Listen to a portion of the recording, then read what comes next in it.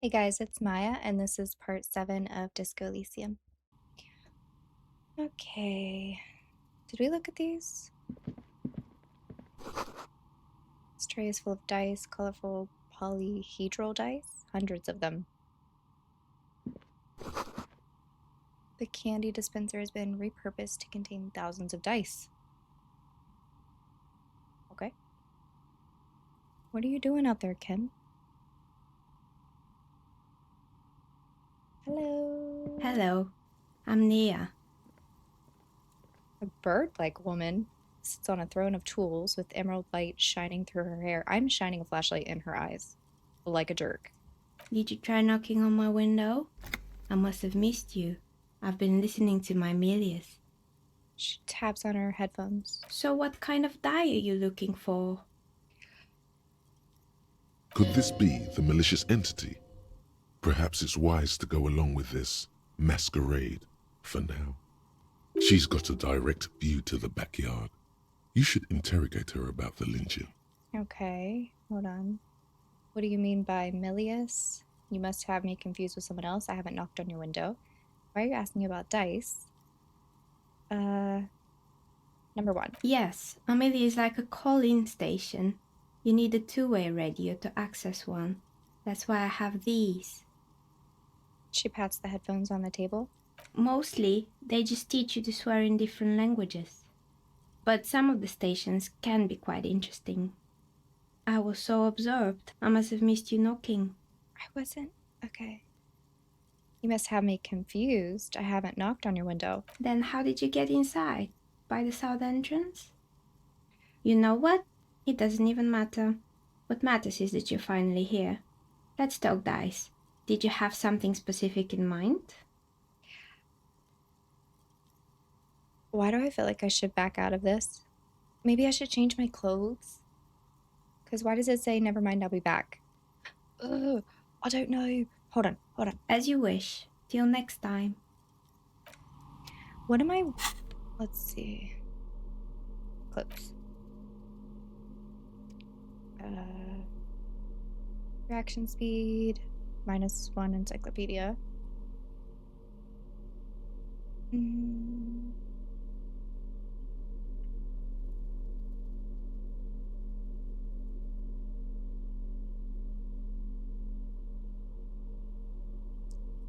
Put that up. I feel like we should put this up, right? I don't know. Are these the same? No. Okay, wait. What? Reaction speed.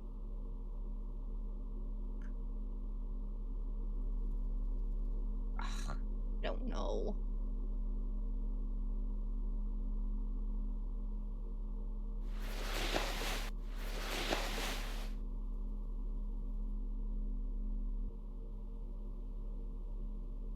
Endurance. What is this? Drama. I want to do drama. What do these do? I don't know what that means. This is probably fine. Or it's probably as good as it's gonna get. I feel like we're fine.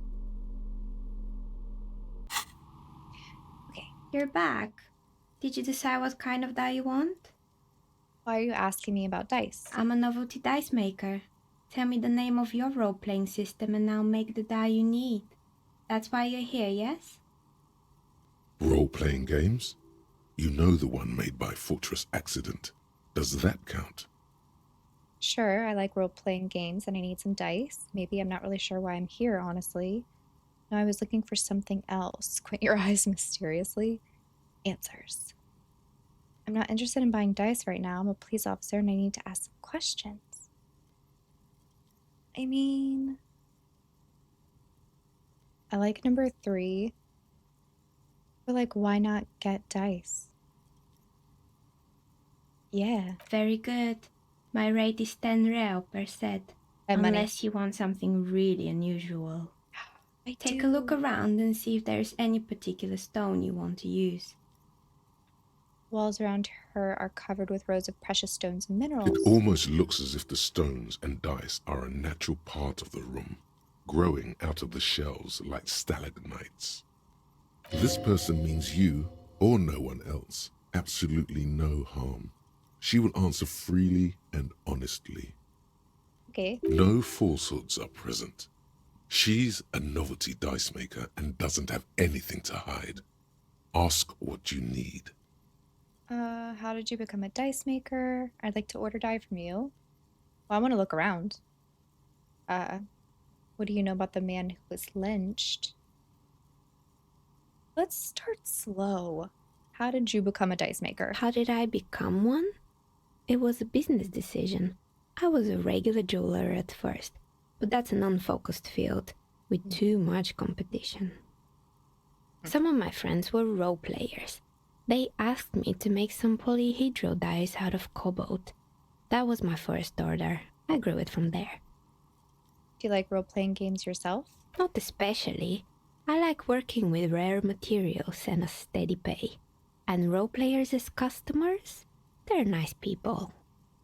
Some of those nice people have big bucks to spend on novelty items. She's thankful for the security they provide her. Okay. Wait, where are we?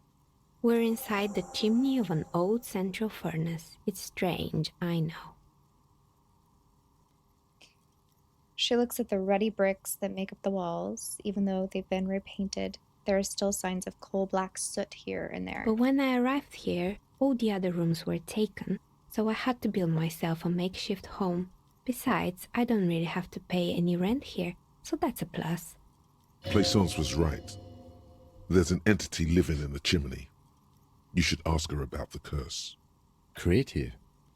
The lieutenant looks around the spacious room, its ceiling fading into shadows above.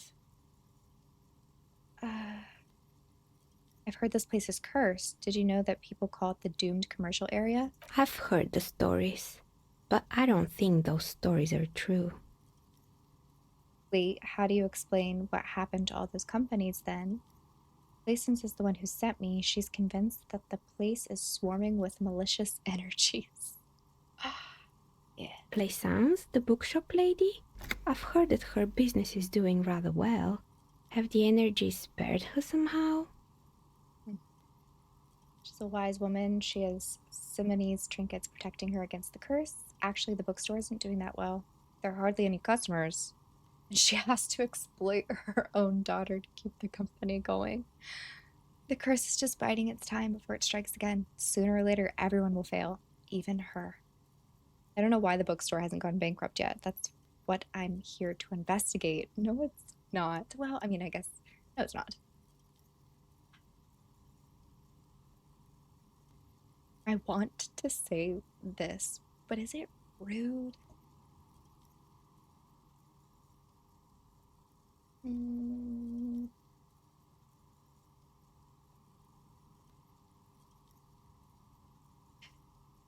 I don't want to say that because I don't think she's gonna fail. She seems to be doing great.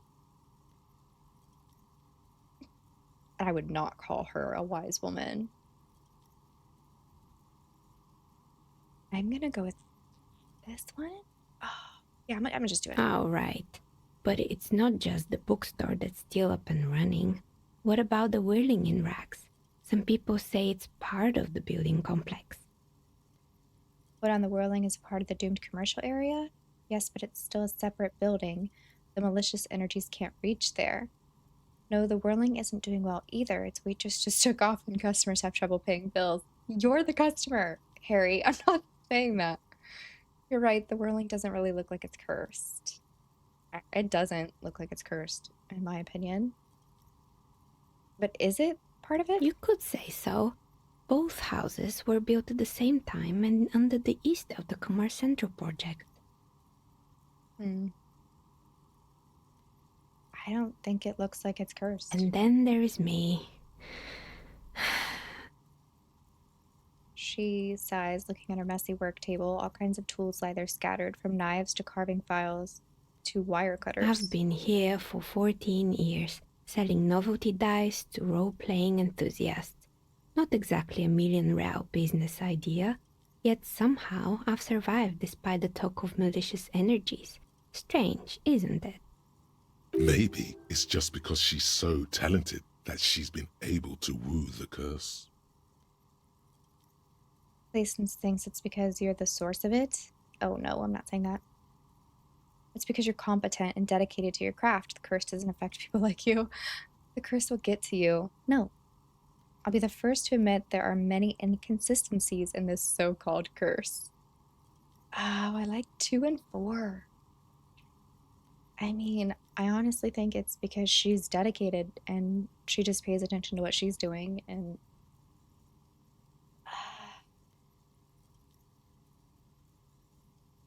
I'm gonna say this. What, so the curse only affects people with poor work ethics? What you're describing isn't a curse, it's capitalism. Time has come to face the source. Fear not, for the forces of the universe are supporting you in this psychic quest. Okay. I think it still might be you that's causing this. Narrow your eyes very mysteriously. I'm starting to see that there is no curse, only business decisions and natural market fluctuations. Honestly, I'm still not sure. This world is a puzzling place. I think this would insult her. Like, I don't know why it would be mean. She's so sweet. Like, if it was Gart, totally. I would definitely do that. The world is a puzzling place. Is it now? I've always thought it's a rather mundane and boring place with no supernatural surprises in sight. Well, if you ever find a way to explain all those inconsistencies in the curse, let me know. That's all she has to say on the subject. She's been thorough and truthful, as far as we can see. Okay. Plaisance is not going to like what you have to tell her. Oh. Crap. Wait, what? Ooh. Let's do this. Do you know what happened to the other tenants? Everyone else is gone. More or less. Are you interested in anyone specific? Oh, quite a lot of them spring to mind. Wow. Okay. But there used to be a hair salon here, right? Yes, I think it was called Androgynous Orlando or something similar. They weren't a big hit around here. Turns out that working class men don't like genderless haircuts. They're scared of that word. A bit of experimenting every now and then isn't bad. What's wrong with a bit of experimenting? The customers should have been more open-minded. I guess it just wasn't the time yet. What happened to the gym? It wasn't merely a gym, it was Artemitep's boxing club, a community project created to steer at-risk youth away from drugs and crime. Oh. And who was Artemitep? A kind man from Zemsk. I heard he had some trouble with the law when he was younger, and that's why he wanted to start the gym, as his way of giving back. Maybe that's what Kuno needs, a community-centric boxing club. Kuno. Who's Kuno? He's sort of the king around here. He's a little ginger gremlin who likes to defile dead bodies. I think that is good, but 1 is so funny. Oh, yes. You mean the kid with the sailor's mouth? Yes, I've heard him yelling profanities in the backyard. She looks out the window. It's oddly quiet. What is he doing? What? I think it would take more than a gym to help that kid. Okay, hold on. How did that community project work out? Judging from the kids I've met so far, it didn't really work, did it? It didn't. If anything, it made the youth situation in Martinez even worse. At some point, someone started a rumor that the punching bag downstairs was full of amphetamines. It's not really full of that. No one would store their drugs like that. Eventually, the coalition took away the funding and the club went bankrupt. This was a few years ago. It's gotten much more peaceful around the plaza ever since. What's up with the broken windows? Oh, this one's a mess. There used to be a company that promised to repair windows 24 hours a day. What could go wrong with this one, right? Turns out the business was actually set up as a front for an illicit group that was producing snuff milias. Who would have guessed? What is that? Snuff And they melius? never cleaned up the debris either. Now it's just littering the hallway, and I have no idea how to get rid of it on my own. Cool, very cool about the debris, but yeah, what's a snuff milieu? It's a sub rosa radio station that broadcasts real murders with real victims. Some people pay good money to get off on it. Like, oh. Radio station. Okay.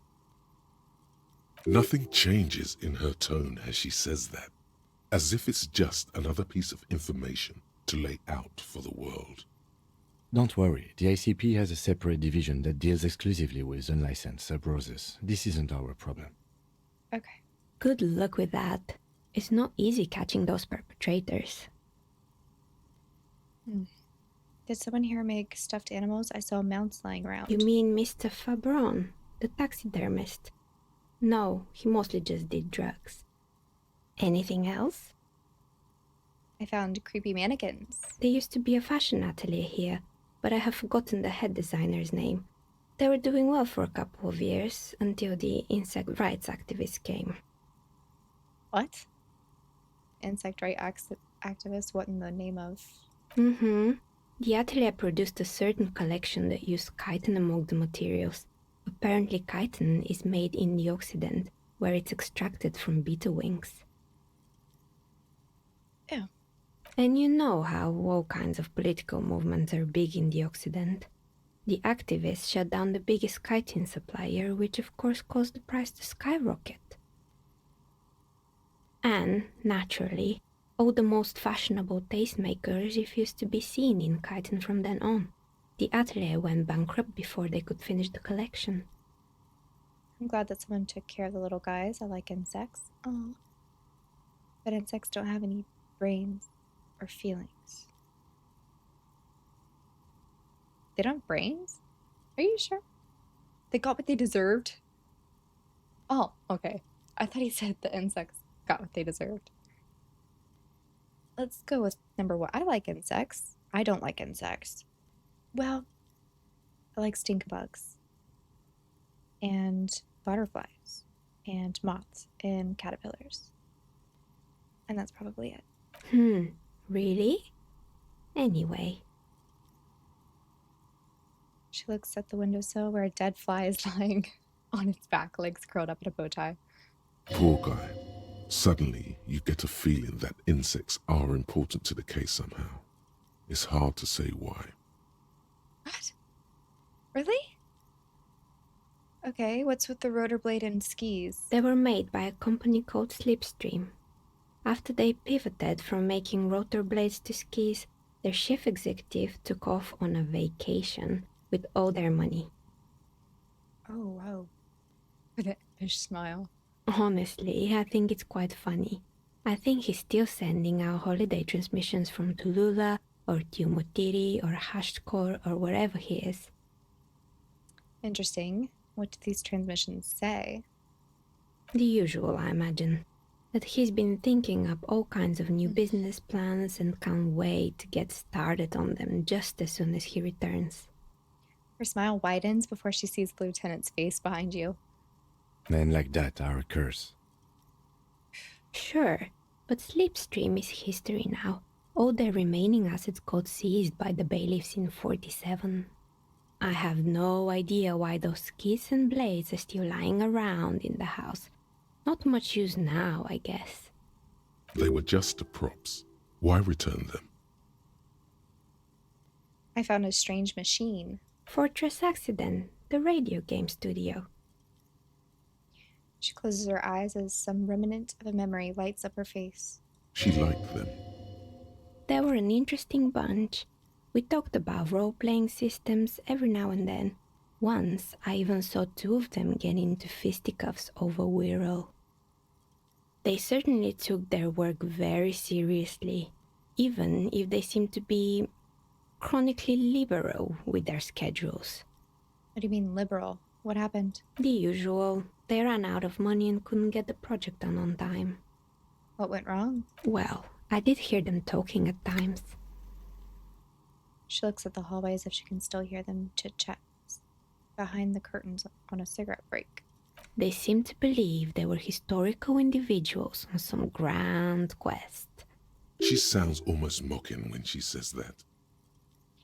From what I've seen so far, the project did look quite impressive.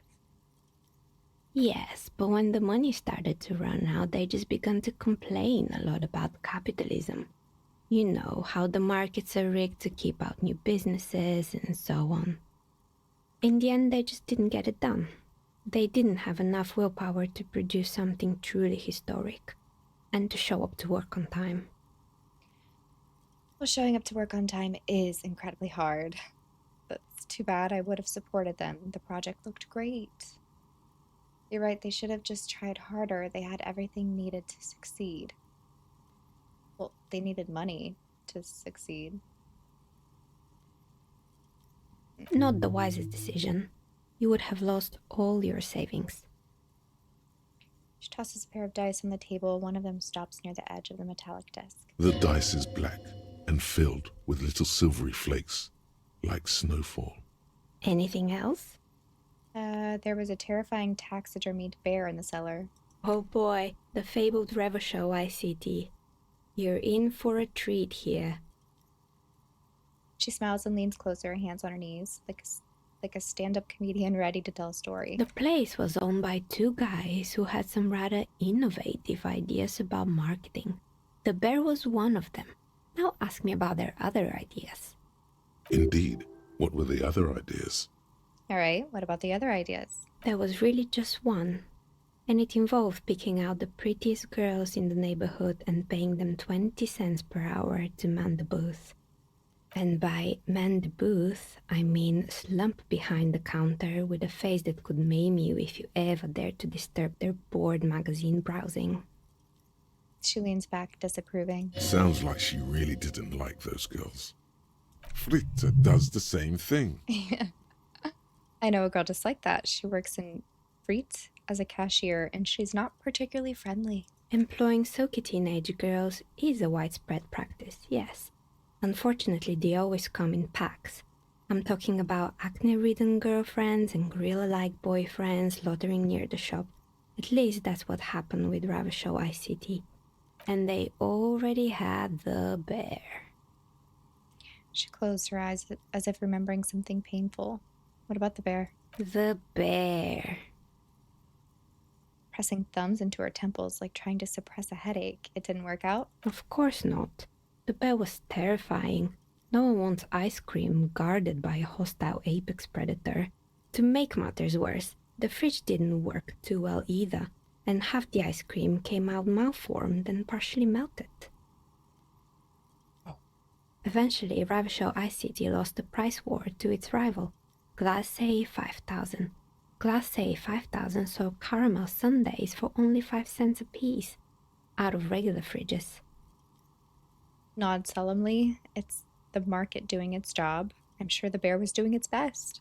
The bear was scary. Every time I saw the bear, I felt scared, like it could become alive. No, I'm sure the bear was doing its best. Maybe, because the taxidermist who made that bear definitely wasn't. Doing his best, I mean. How come? He said that the bear was his vision beast. He said he met his vision beast while high on desiccants. Called it Megatherian. Sounds cool. Megatherian? Megatherian. A mega wild beast. What's a mega wild beast? It's an imaginary beast that guides you through life. Oh, I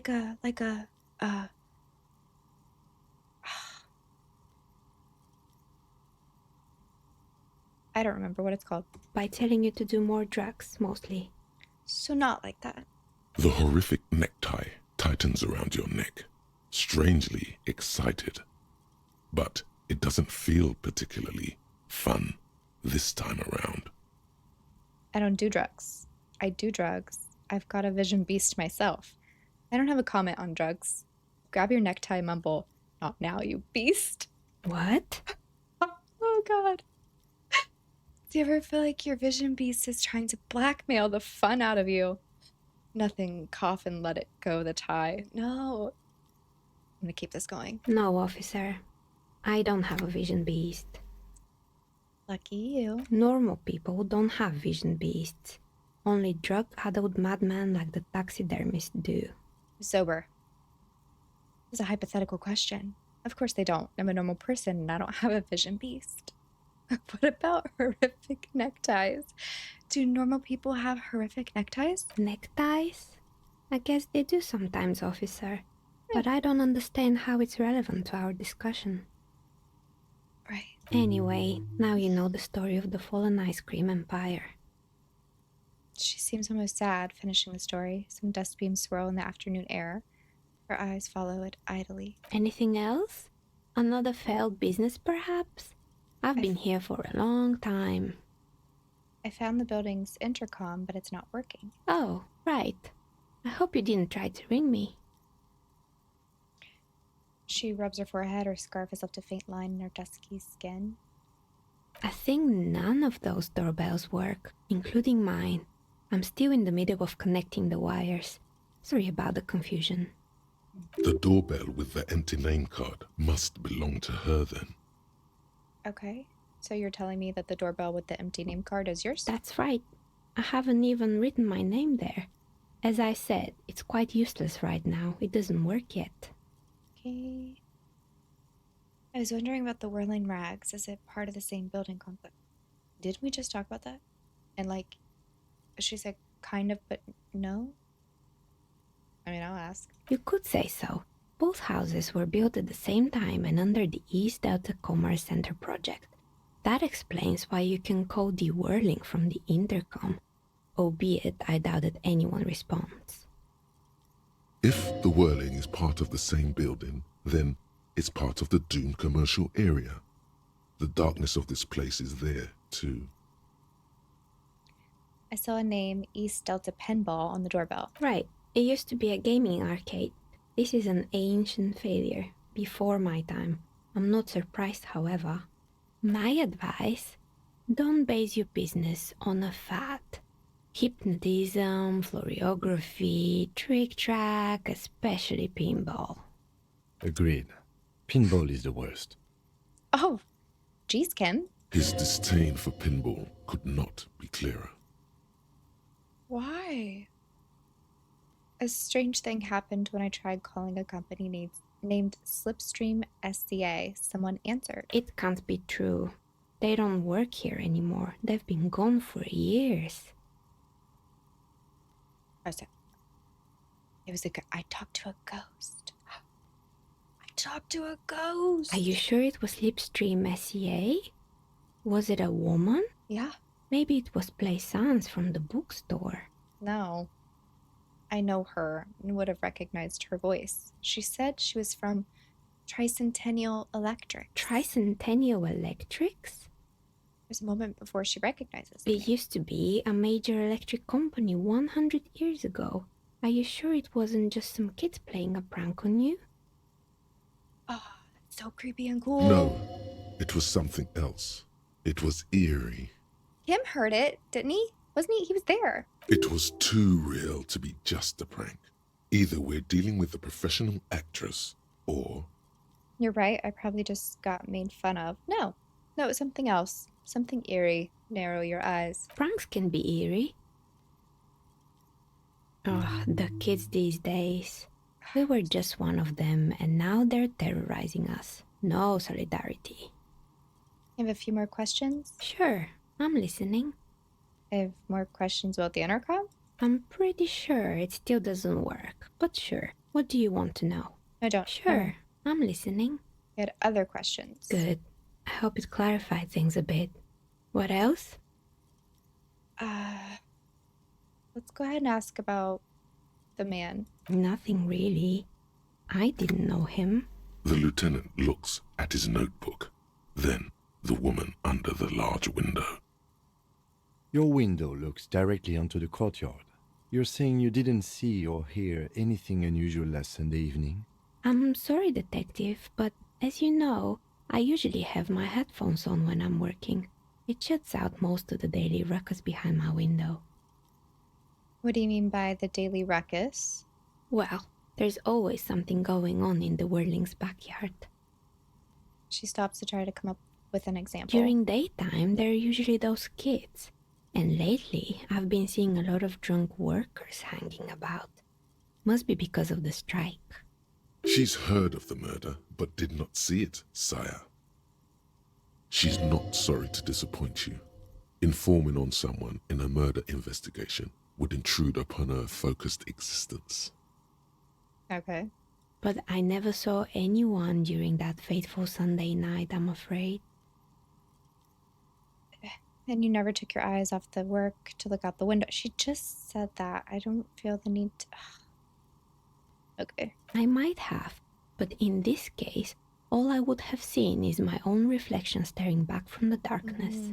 Yeah. It's light here, but dark in the yard at night. Right. It's really hard to make anything out in the yard when it's dark outside.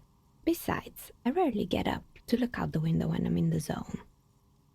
Do you often work Sunday nights? It's an odd profession, making dice for people, but I like it, and I prefer doing this to sitting at home.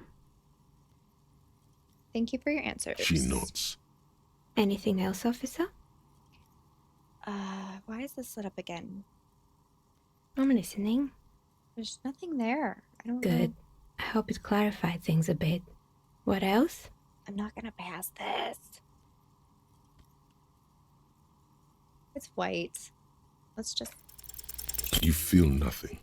If anything, it's uncomfortably warm in here. Oh my gosh, I so want to do that to see what would happen, but like, start taking off your clothes. You need to connect. What would Kim do? Like, is this like crossing a bridge that like you can't come back from? What would he do? It's just that he trusts me right now, and I really don't want to mess that up. But this sounds so funny. I'm so sorry, Kim. Excuse me, what are you doing?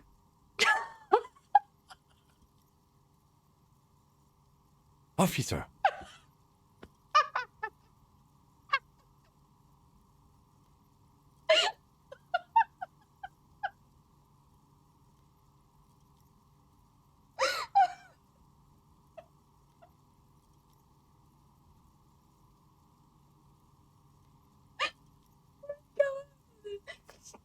The zipper, it's stuck. Is it just me or is it hot? I'm trying to lower my body temperature. It's part of this special technique I have. No, dude. Oh my God, I'm sweating. Okay. I don't even know. Oh, I don't know where to go from here. Okay. I'm gonna have to cut out all that laughing.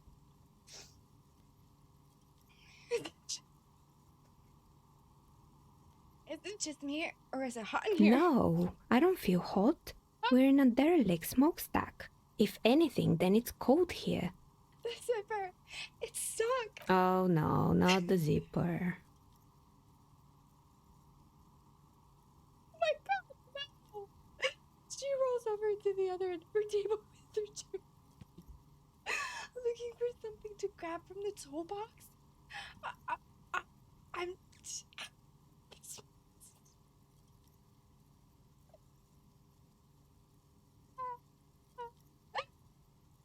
I'm trying to lower my body temperature. And why would you do that?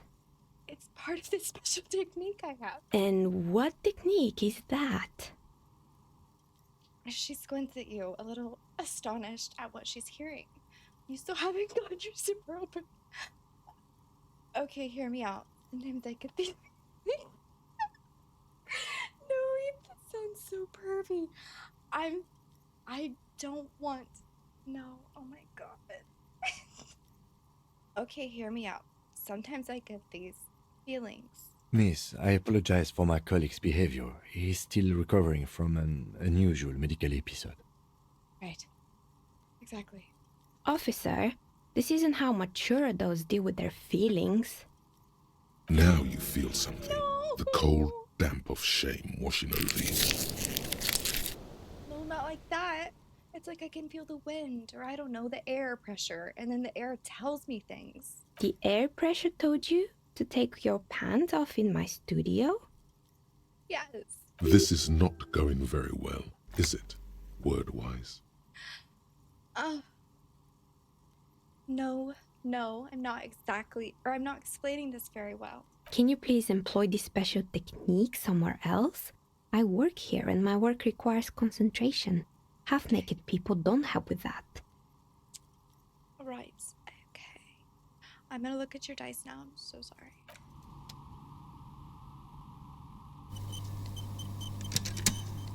How do I...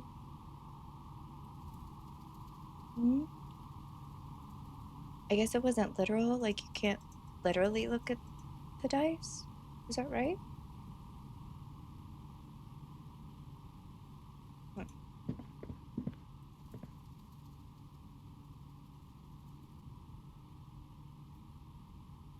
Well...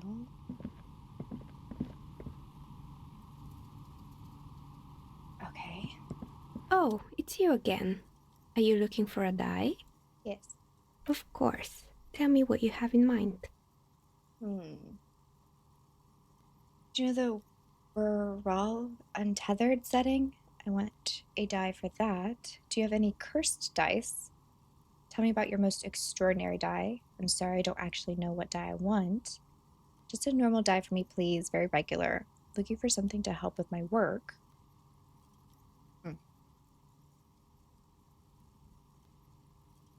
I don't know.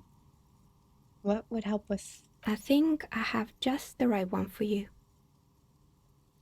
2 polyhedrons, red and blue, are cradled in Police colors. Because I'm a police officer, right? Not the most original, I know. But sometimes the obvious choice is obvious because it's best. Here, catch. They're a gift from me. Aw. A beautiful woman tossing you a gift. Whatever you do, don't overthink it. Shoot. Mr. Smooth moves. Yeah. You snatch Wink. the dice out of the air with one hand, just like you're in a movie. I'm winking. I don't care. Oh, what are the odds? The red one is made of back. bloodstone with a lapis lazuli inlay, Ooh. and the blue one is the inverse. I believe these dice are your lucky charm, officer. Nice. She winked back at you. Can you believe it? You truly are Mr. Smooth Moves. Absolutely. You definitely need luck in Martinez. Was there anything else? I don't think so. Or can I can order more? Wait, can I? Hold on. Oh, look at them. Do you hold them? No? Aw. What does it say? These 2 20-sided dice have the colors of police alarm. Bloodstone for red and lapis lazuli for blue. If you roll them and squint your eyes, it looks like you're arriving on the scene and it's raining. Note, look at the map tab in your journal to see which white checks have opened. What?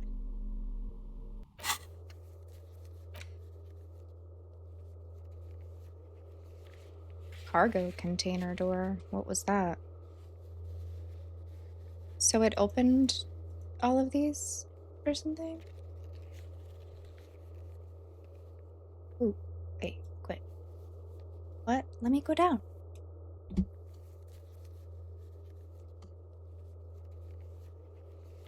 Weird. Okay. Cafeteria window.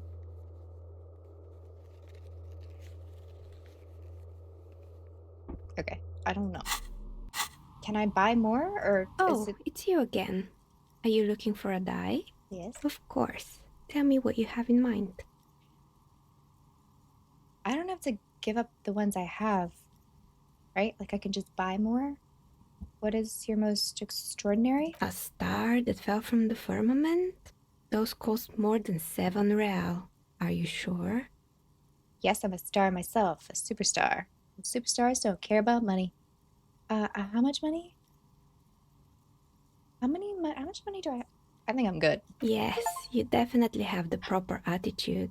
How about Superstar. a pair of 100-sided dice, made of ivory and inlaid with lodestone, a naturally occurring magnet to complement your magnetic personality? But I cannot afford that. 10 real, and I can get these ready in 8 hours. Yeah. It's a deal. Absolutely. Yes. Great. See you in 8 hours then. Was there Okay. anything else? No. Can I order all of them? I want to have all of them.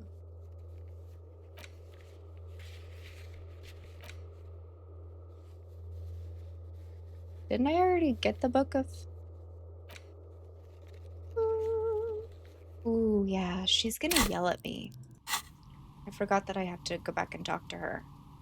That's not gonna be fun. Maybe I can just lie. 3. Let's go this way. Okay. I should quick save. Quick save. Don't be mad. You're alive and well. Don't keep me waiting now. What's in there? In that dark sarcophagus? The dark sarcophagus. Paused dramatically. Yes, yes. How was it?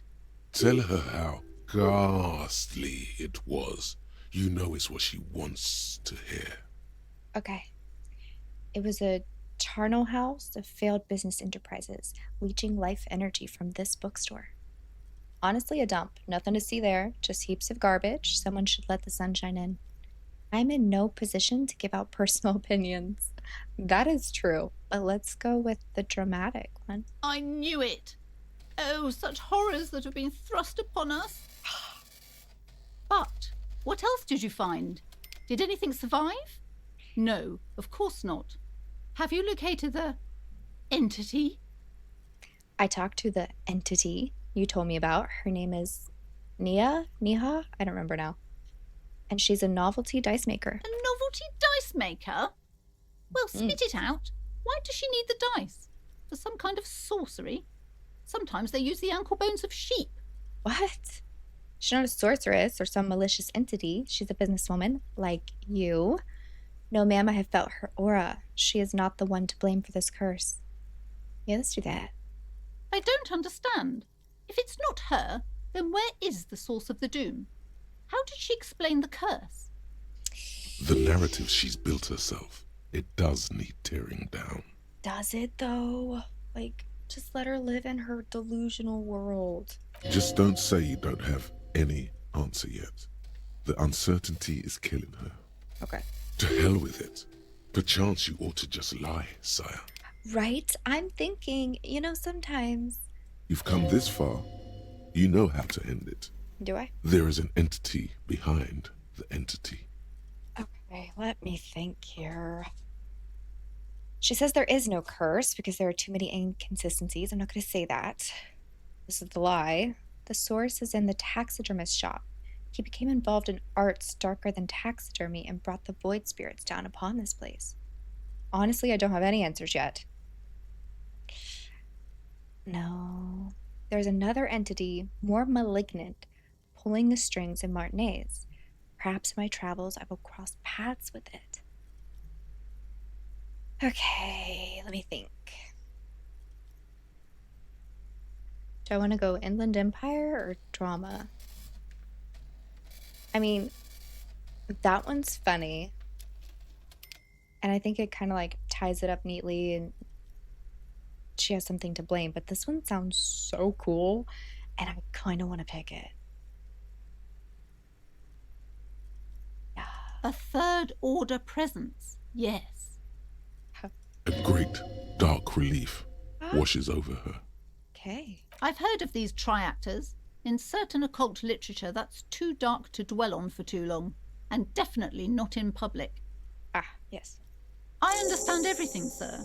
Thank you for your descending into the maelstrom. I will keep fort up here, strengthen the wards, do my best.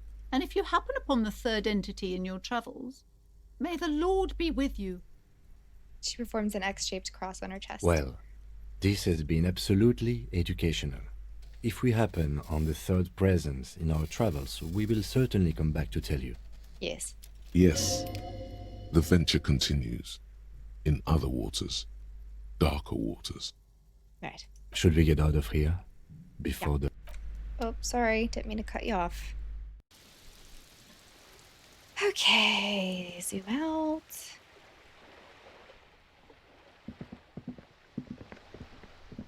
So, I don't remember, actually. In 8 hours. Should I be writing this down? This is very bad memory. Okay. I mean, I know it's in here, but I'm not going to even remember to pull this up once I get sucked into this game. Dice. I'm not going to do this today. I'm definitely not going to do that. Oh, yes. We'll go do that. Oh. Yeah. Shoot. Okay, I need to go talk to him because I just left that conversation. Oh, so these are... Oh, there's so much to do. I need to do that.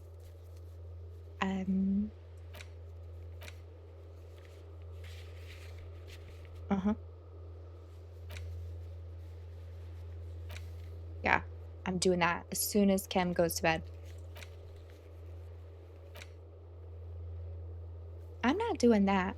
And he wants $500. That is happening. Yes, I went in there. Okay. Here's what we'll do. I'm gonna go take the weird shot put ball thingy to the guys, and then I'm gonna go talk to the cook and do something with the booze, and then try to get in to that door. That is what I want to do. Yeah, and I'm gonna stick with it. I'm not gonna get distracted again. Okay, first things first. There. Working class drunk. You know what this means, right? Case solved. Cracked it. Yeah. All in a good day's work. What did I crack? Open and shut. I don't even need to think about this anymore. Goodbye. What? No. What did I crack? What do you mean, what did I crack? Look at how working class that drunk is. It's her husband. It's the missing husband? It's the future leader of the proletarian uprising. It's some third option. Is it that? Well, people said that I was told that that's actually a really sad story. So is it her husband? What would be sad about that? Besides that he's like day drunk, but you know that happens. Is it the missing husband? Yes, and you found him. Now go and tell the working class woman. Protect and serve, recruit. Okay. Didn't she repeatedly tell you her husband isn't missing though? Right. But he is missing. You heard her. The worry in her voice. Give me champagne. I'm going in. There's no need for champagne when there's honor, recruit. Go and tell the working class woman what you found right now. Okay. I feel like I should put on some different clothes. One of these messes with authority, which is what I'm trying to use. Yeah. You go, guy. Sorry. Does anything give me authority?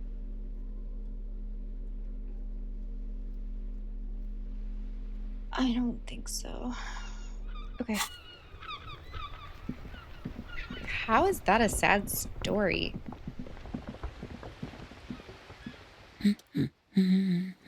I found your husband. God damn it, I already told you. My husband isn't missing. Well, you said you didn't know where he was. But I found him nevertheless. I'm that good. You said you didn't know where he was. And I specifically added that I didn't need to know where he was. Okay. I found him. Very well then. Where is he? Right around the corner. He's pissed himself? Did he really? Our hammer-toting comrade was at the bottom of those stairs. There, point to the working-class drunk down near the sea. Excuse me? I don't follow. There's something else hiding in her voice, though. A trace of worry. What?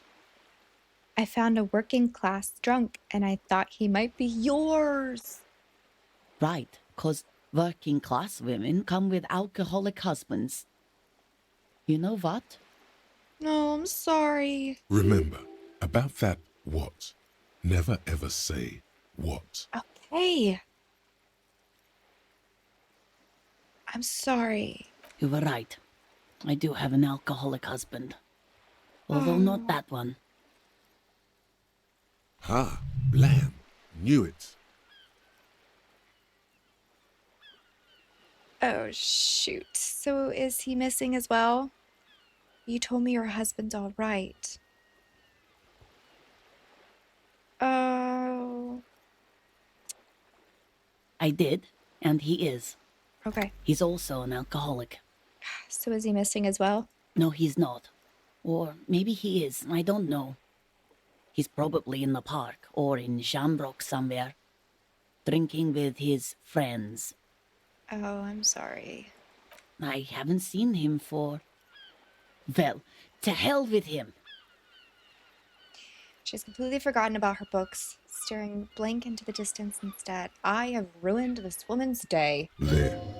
She's worried now. Kim, is it just me, or do we have a missing persons case here? I wouldn't be so sure. Man, just to be completely clear, do you want to report it to the police? Report what? He's just out drinking with his friends. I'm sure the police has better things to do than to chase down local goofballs. Not at all. The RCM is ready to chase down every goofball in town. We care about you. Honestly, I just think missing persons cases are mysterious. You're right, unfortunately our forces are limited. Oh no, I will totally chase him down. She sighs, but you can detect a slight hint of gratitude and relief from her face. I get it. All right, go ahead. Do you have any questions? What does he look like? Honestly, not that different from you. So he's Disco. Oh, thank God, no. Oh, It hasn't come down to this yet. okay. Why did you say that your husband resembles me then? Well, he's slightly chubby. I see. What else? What else? He was wearing a dark brown leather jacket with a bright blue inner Wait, lining. I need to write this The down. lining is hand sewn. I made it myself. Hold on.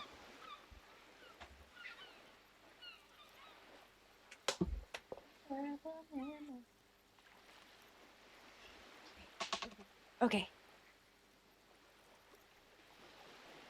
Dark brown leather, bright blue lining, and sewn. Oh, she's slightly quivering. It's his cool jacket. God knows it's too cold to run around in this, but he refuses to change. I even tried throwing it away once, but he just dug it out of the bin. Can you believe it? Well, if the jacket is really that cool, then I can totally understand. Well, what can you do? I hope that at least that extra lining helps him keep warm at night. I wouldn't like him to catch cold. Yeah. She's thinking about him out in the cold, in some park, or on the coast. And it's making her more and more worried. No, I will totally find this guy. When did you last see him? Yesterday morning, he went to the library. Library. He went to retrieve my book, and he promised he'd walk straight back home. Okay. Because we talked about this. We talked about not wandering off again. He's done it before. I don't know what to do. I honestly don't know what to do with his addiction. Just makes me feel weak. No. Addiction is tough. Gone for around 36 hours then. Damn, this is a missing persons case. She turns away from you in an attempt to recover. I think I got it. Thanks. So you are going to look for him? Yes. She genuinely wants you to now. Don't make her ask. Yes, I will bring him back home to you. Take the case. Thank you. Please do. Even though I'm sure he will return home by himself. I'm still sure of that. Yeah. She tries to maintain a brave front, even though her eyes reveal the opposite. I'm sure he will too. When he does, would you let Precinct 57, Kim Kitsuragi, know? He gives her a slip of paper. I will. Of course, officer. As I said, it's probably nothing. Okay. I'll get going. I will find him. Ouch.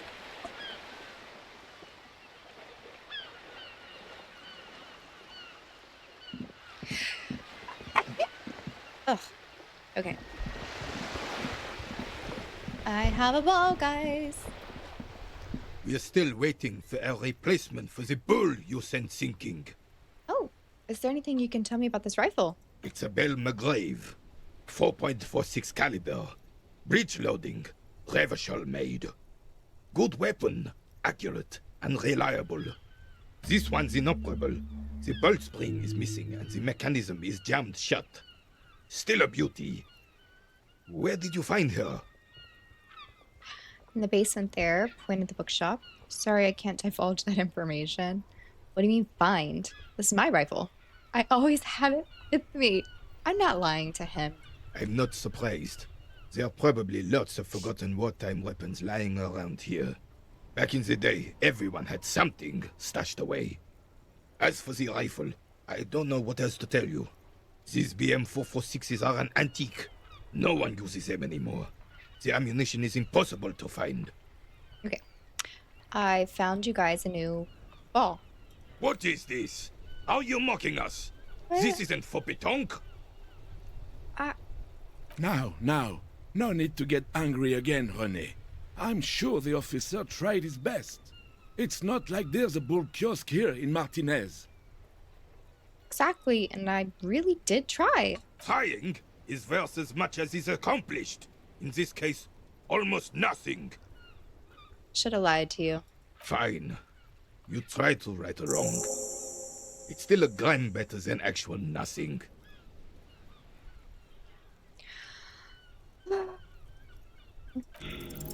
All you observe is a veteran refusing to let go of the past and his old uniform. This is not uncommon. Okay. This is the uniform of the Royal Carabiniers in service of Frissel I, Guillaume le Lion, and the valiant King Philip V before him. Okay. Don't you mean Frissel the fan? You do not speak his name, Craven, although he was a clown. But he was our clown, ours to ridicule and to mourn. There's something you missed. You will get to it. Don't worry. Okay.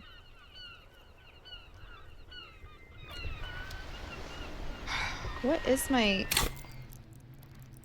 What is composure? Oh. Dang. I mean, I have 2 skill points, but I don't know if I want to use it on composure. I think I'll wait. I don't know. I'll take night. Okay. Let's go talk to the kitchen guy.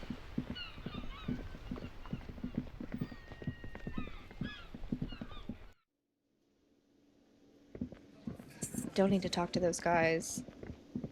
No, not him. Okay, I need to talk to you. The man ponders his cooking utensils and gives you a little nod, acknowledging your presence.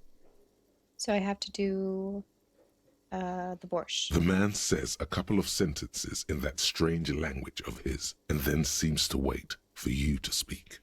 Okay. I'm pretty sure he asked you a question. He doesn't know your language. You can just say something cool in return. Mercury rising. Run your fingers through your hair.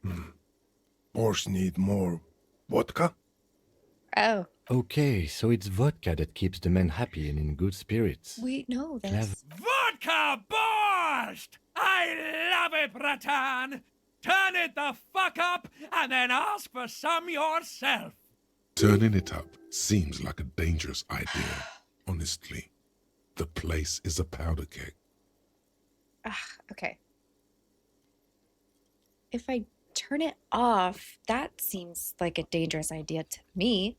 They've been having it regularly, and it's keeping them in better moods. Like I know that alcohol can also lead to fights, but it's keeping them in better spirits, is what I was told. So if I take that away from them, things could get worse. But I don't necessarily know that I need to add more. Add more. Oh my god. Okay. He smiles, nodding vigorously, then pours half a bottle of vodka into the pot. With a whistle, he stirs the brew. Ow, ow, ow, ow. Pause. I need a comfier chair. Gora C, could I have some of that brew? Like the vodka? For what? Because we're sober. He smiles and nods enthusiastically and, chattering away in his language, ladles some brew into a small thermal cup, then hands it to you. We're friends. Okay. That's it. Stay masculine. All right, I need a break in here. You see a heavy steel door with a prominent dimpled lock. It's painted blue. Touch it. The cobalt blue surface feels rough to touch. The stainless steel door is flush with its frame on every side. It leads to a side building, adjacent to this one. The old building next to this, half ruined. Whatever is behind it must be older. Try to push it. The door does not budge. I'm confused. How do I...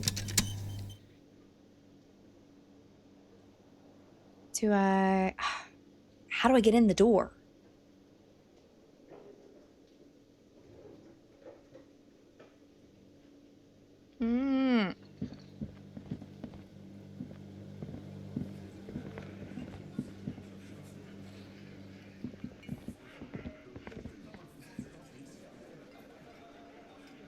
Here's this check thing that opened up.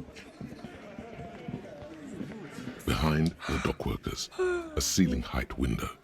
The hawthorn branches scrape the glass like bony fingers. Why does it say it's not time yet? Wait, what does this say? Wait. Mysterious door scene. Icosahedral dice set? Sirens? Oh my... Oh! But it's not time yet. So does that mean that I shouldn't be talking to these men? Revert your gaze. I don't understand this. Like, how long do I have to wait before I'm allowed to talk to them? Or am I misunderstanding this? What else can I do? Oh, not that.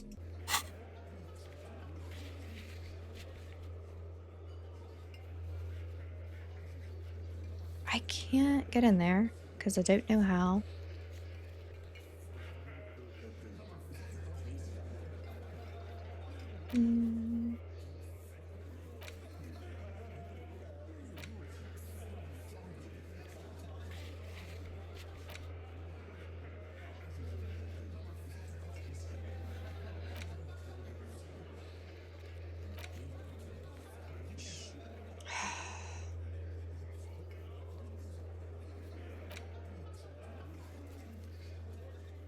Oh, yeah. I need to go to a fishing village. And is it time to call back Alice?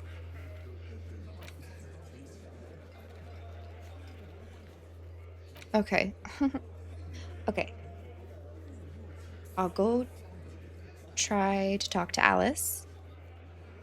I need to find the fishing village. I don't know where that is. I need to talk to that one guy at nighttime. I need Kim to go to sleep so I can go steal the boots. And then I think I had some checks. I don't care about those. What is this?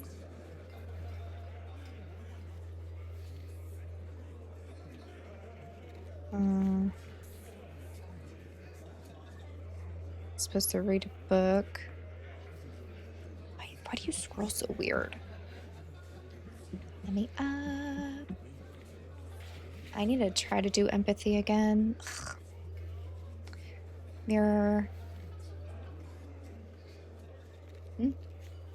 Okay, whatever. I'm getting overwhelmed. Okay.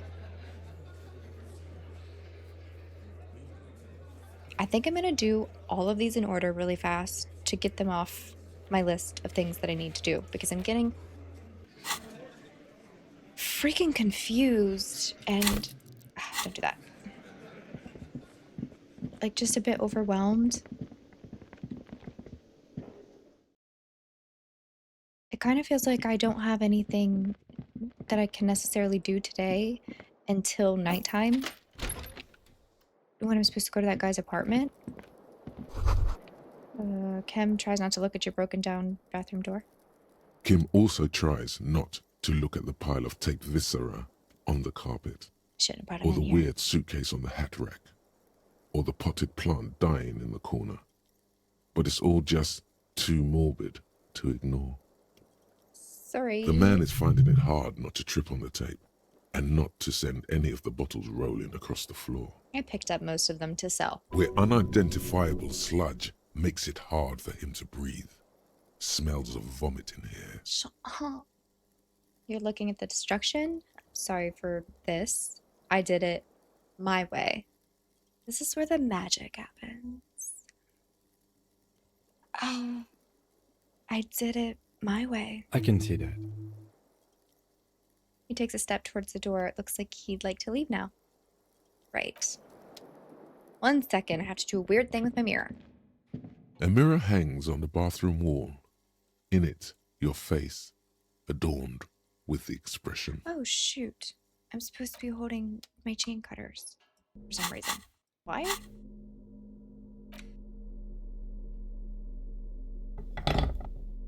Okay. A mirror hangs on the bathroom wall. In it, your face, adorned with the expression. Oh, wait, it's locked. Still not happening. It won't come off that easy. Okay, fine. What was next? A bookstore. Cargo container. I think I'll go cargo container, bookstore, guy, because it feels like that makes... It's just got a better flow. I really don't want to have to go all the way to the cargo container. Is it even worth it?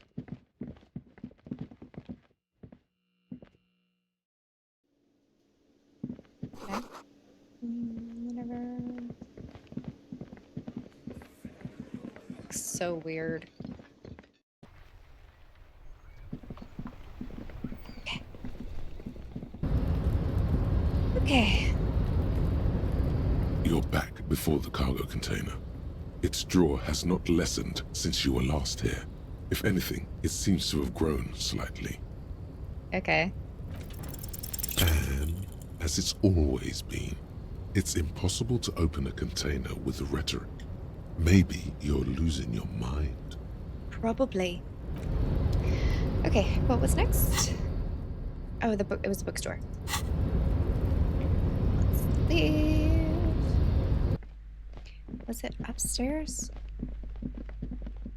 Like this one?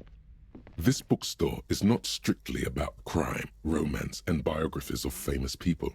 There's also a wide range of paranatural literature. I want to buy that. I don't know why, but I want to. Indeed. Something about that book does seem to have spoken to you. Yeah. Well, I hope it contains what you're looking for. Thank you. I'm actually not here for that, though. Shelves full of biographies of famous people, whoever they are. No. Is it this one? Shelves filled to the brim with crime novels featuring the supposedly stalwart Vespertine detective, Dick Mullen. What am I doing here?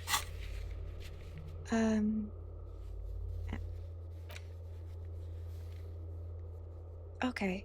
It's just the wrong series. Okay. So maybe it's downstairs then?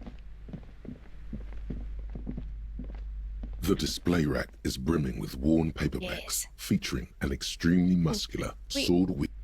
Hold on. I have clothes for. Is it it? No. Clothes. Physical instrument is not the same as. It's not the same as pain threshold, right? They're two different things. Correct?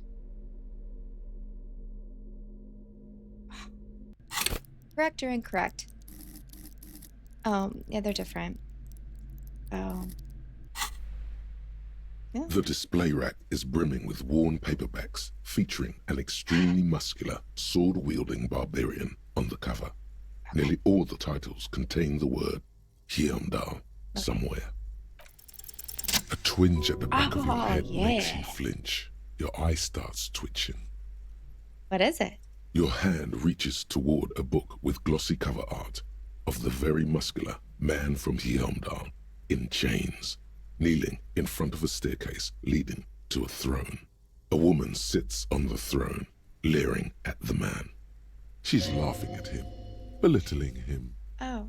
Between the throne and the Hyundai man lies a bonfire, casting shadows on the wall. The shadow of the woman's headdress looks like a pair of devil horns. The title reads, Man from Hyundai and the Devil Woman.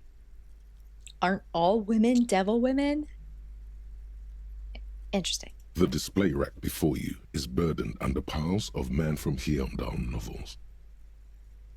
Why do I want this? This game confuses me. It is a bestseller for a reason. Okay. Interact. You can read the books. Later. Because I don't know what I want to do. I don't remember what I'm supposed to be doing. Yes.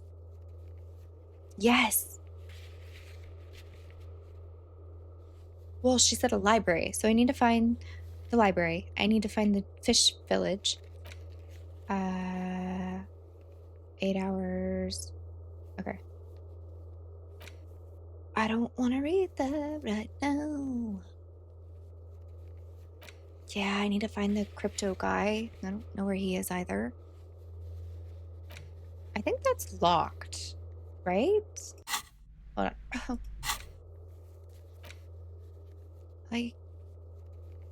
Okay. Oh, I need to go to him. I forgot.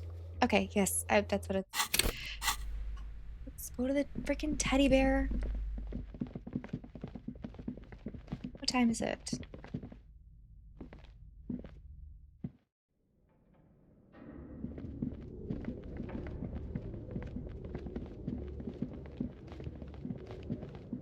I kind of hate, like, how big this place is, and Looks like someone tried to reconceptualize their business here. I don't get it. Look, the skis and rotorblades both bear the same Slipstream logo. It seems likely that they started out making one, failed to turn a profit, and then pivoted to producing the other. But the question is, which did they start with and which did they pivot to? What a strange leap of imagination, and yet they still failed. How sad. It's just speculation. We don't know anything for sure. Which did they start with? That's a good question. What a strange leap of imagination, and yet they still failed. How sad. Reality is ruthless. Okay, and I think I took a wrong turn. How do I get to the dang bear?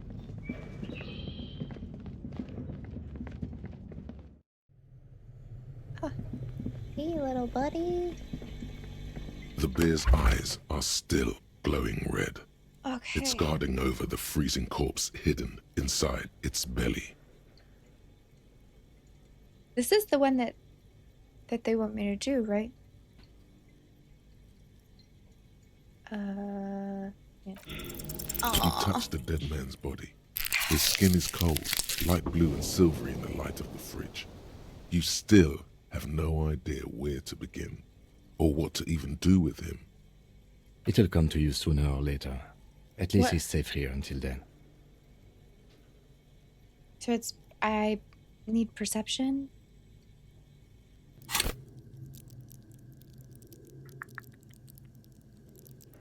Perception. Ooh, I mean, that sounds cool, though. I kind of want perception. I wonder how many skill points you get, like, in the game. Because I don't know what I feel like I don't know enough to know what I want to put it in. Like, putting it in drama sounds so fun. Visual calculus sounds amazing. What was Inland Empire? Yeah, see, that sounds so good. I don't know. But it's great to have perception.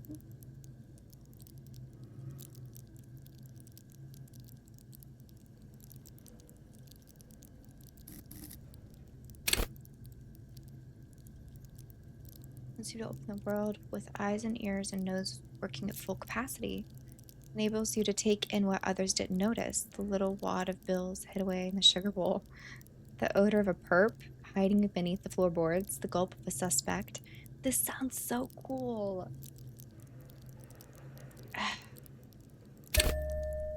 Why not?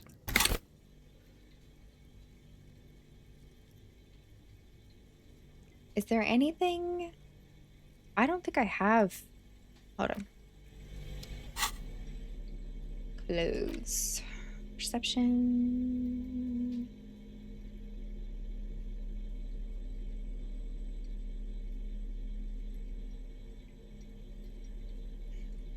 I want more clothes.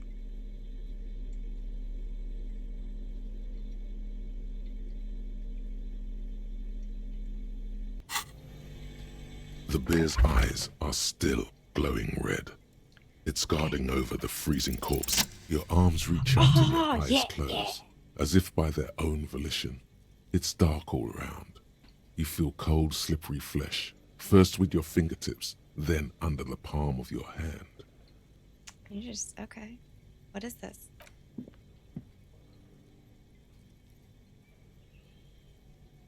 His face, his cheeks, his nose, his fat, swollen lips. Like a spider, your hand crawls over his features. Everything is silent. Crawl up his nostrils? Ew. They are swollen shut. You need to really push to get in. Why? Okay, push your fingers in. Only the little one fits. Okay. The flesh changes shape as you bore in, searching for something in the cartilage. Why? The thing you're looking for, it's not there. Crawl out, spider. Put your fingers in his mouth.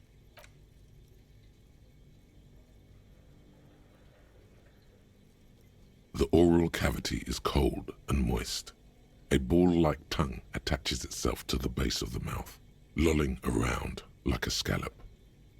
You're on the right track. Play with it? This feels right? The tongue moves freely in the cavity. The mucus of the mouth is slippery, delicate to touch. From the soft meat, teeth are budding.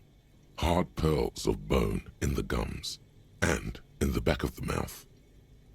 Can you feel it? You're so close. Rip his jaws open now. Look in. Open your eyes and look. A vision of black and dark red death, pried open by your naked hands and studded with teeth. Looks like he's laughing. Death fumes rising from the throat, and there, in the back of his mouth, above the bell of the uvula, right in the soft palate, you see a hole, barely visible to the human eye. It is swollen shut, almost vanished. No larger than 0.4 centimeters in radius, the edges appear darkened. An abrasion collar. This is what we're after. Oh my god. Yeah. Mm-hmm. Keep going. Touch it with your finger gently. A black trickle of liquid runs into his throat from the wound. Put your finger in. Your index fits right in there. A tight tunnel of flesh opens up. Tissue damage. Wide enough for 2 fingers. As you push both in, you reach through his mouth, right into his brainstem. Brainstem? Yes, that's what this part is called. Feel around. The basal ganglia feels clumpy. What entered here has torn He was apart shot his in the brain. reptilian complex. He was shot in the brain. This man will never sleep again. Never wake. Stop it, that's so sad. Push deeper. Your fingers slide into the remains of his limbic system. There is no resistance. It's gelatinous. The slug-like structures are damaged too. The tearing extends deep into both hemispheres. The undulations of the limbic system have ended. All is quiet. There's a cavity here. Or there's a cavity cut right between the hemispheres. The lieutenant answers with the sound of his pen on paper. Push deeper. Your fingers are all the way in now, reaching toward the inside of his skull. The cavity goes further, but the entry wound isn't wide enough for the rest of your hand to follow. Wriggle in. Your fingers reach toward his skull. His cerebral cortex feels like jelly. Cold jelly. Strange fluid streams down your wrist as you push deeper, until you feel it on the tip of your finger. I am wearing the wrong gloves. Sharp, serrated material. The edges cut right into your skin.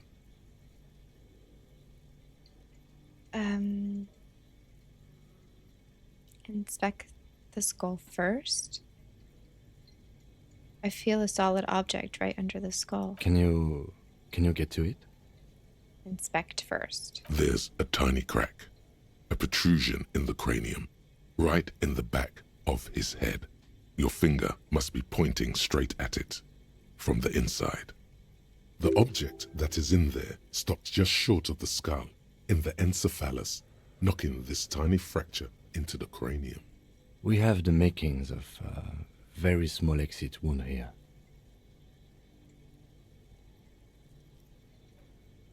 Oh God. Hold on. Wait.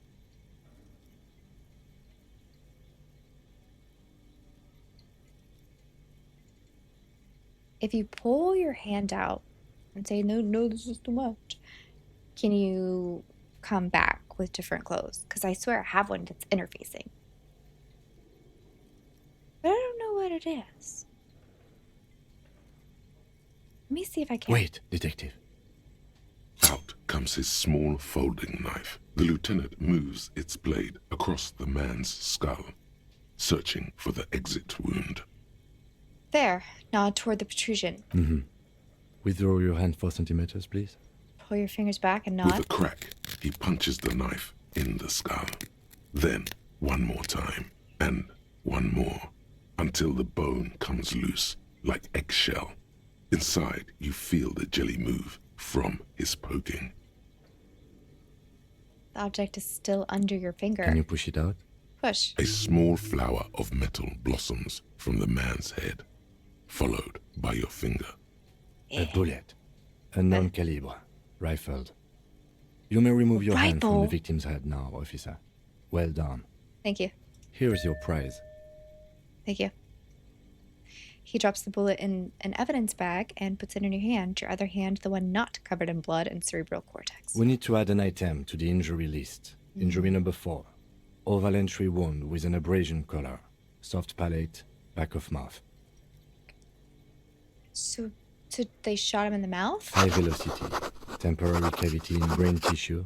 Small exit wound on the occiput. How does that sound? Sounds like heaven. Sounds about right. Sounds like heaven? Opinion, fatal injury. Gosh, darn right. Look at your hand quizzically. Dude, that is what killed him. And one last thing. We can now fill in injury number 3. Ligament mark. Opinion, non-fatal. Post-mortem. Treatment.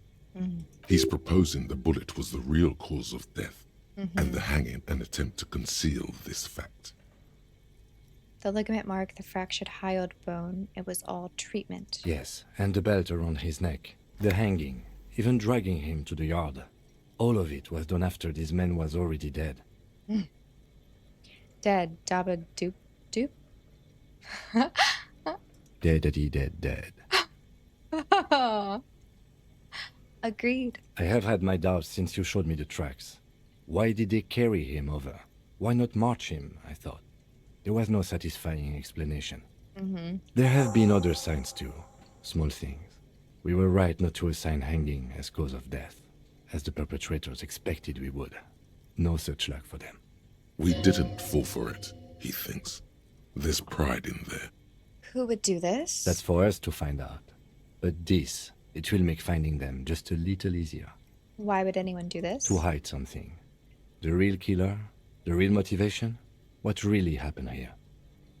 I think I need to wash myself. Oh, you really do. I am glad to hear you say that. Your room in the Whirling in Rags should come with a bathroom. Be sure to make use of it in the evening. Maybe the bullet holds more answers? Yes, we should take a closer look at it. I am certain it has more to tell us. This little thing could reveal much about the weapon that shot it. What happens next? We bag the corpse and carry him to the holding pen of my kinema. I can transport him to processing myself, but I will be gone for the rest of the day. You'll be gone. What should I do in the Work meanwhile? on the case. Tend to personal matters. Try not to do anything too dangerous. An officer needs backup in a neighborhood like this. I'll leave that choice to you. And one more thing. Great work, detective. The word lingers in the air of the basement. Far away, ice detective. Yes. After you bag the corpse, Lieutenant Kitsuragi will leave the party until tomorrow morning. You can do side tasks and even the main case, but it might be more difficult. Plan his exit accordingly. That will not be happening because I need those boots. So you're gonna have to wait. Okay. Why are you bouncing? Did I get something? Oh, the bullet. Okay. The bullet is safely sealed away in a plastic bag bearing the RCM stamp. Kim has filled out the label on the bag with the item number, case number, and date and location the bullet was found. Beside his orderly handwriting, the bullet looks especially sad, like a tiny, shriveled head of cauliflower. What do I do with you, bullet? What? What? I said, what do I do with you, bullet? Well, if I was the bullet, which I'm not, I would say, find the weapon that shot me. Good idea. If we find who owns it, we will have likely found who used it, possibly to kill our victim. In conclusion, the more we know about this bullet of yours, the better. Feel the bullet through the bag. The squashed bullet has some sharp edges where the jacket has split open. It feels cold, even through the bag.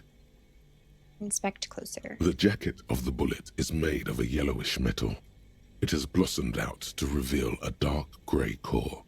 The base of the bullet is close to 5 millimeters in diameter. Look at the jacket. You can just about make out a few striations near the base of the bullet. Little hairlines, linear. It feels standard. And the core? It's quite destroyed. Some of the fragments are still lodged in the wound. What can you say about the bullet so far? Wow, I actually know this. Yes, it's as if you've seen bullets before, officer.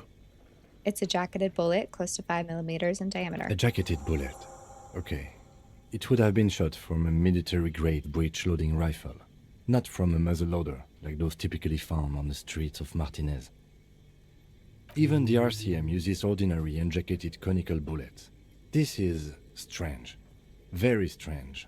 I like this, officer. Strange means unique. Unique means incriminating. We need to find the gun that shot it. No way he could have been shot with his own gun, right? Because didn't they say earlier that he was in the military? Like he had various wounds from his time in the military? It says military grade breech loading rifle. Something tells you that won't be any time soon. This'll have to be one of those epic tasks that's open for a while. Okay. Is this a white check? It is! A rifle, Revolutionary period. Your bullet looks to be an old 4.46 millimeter from the surplus left over from the turn of the century. Probably an antique or a retrofitted antique. So, it's not like the one I'm carrying around, right? Make? The 4.46 caliber was widely used with the Belmargrave rifle, a Revacholian manufacturer. The BM dominated the battlefields of the Insulindian theater of the anti-centennial revolution 50 years ago. Incidentally, you have just such a rifle with you, the dusty old thing you found hidden in the basement below the commercial area. It's unusable, sadly. If it were, the bullet would probably fit the chamber. Is anyone still making these? No, but Zeliger, a major firearm manufacturer, ended up with a surplus after the war, so there are still a lot of these old military rifles floating around, usually broken. The quality was appalling. Who uses Bell McGrave rifles these days? Antiques enthusiasts, guerrilla fighters in distant countries, a few lucky jamrock bangers.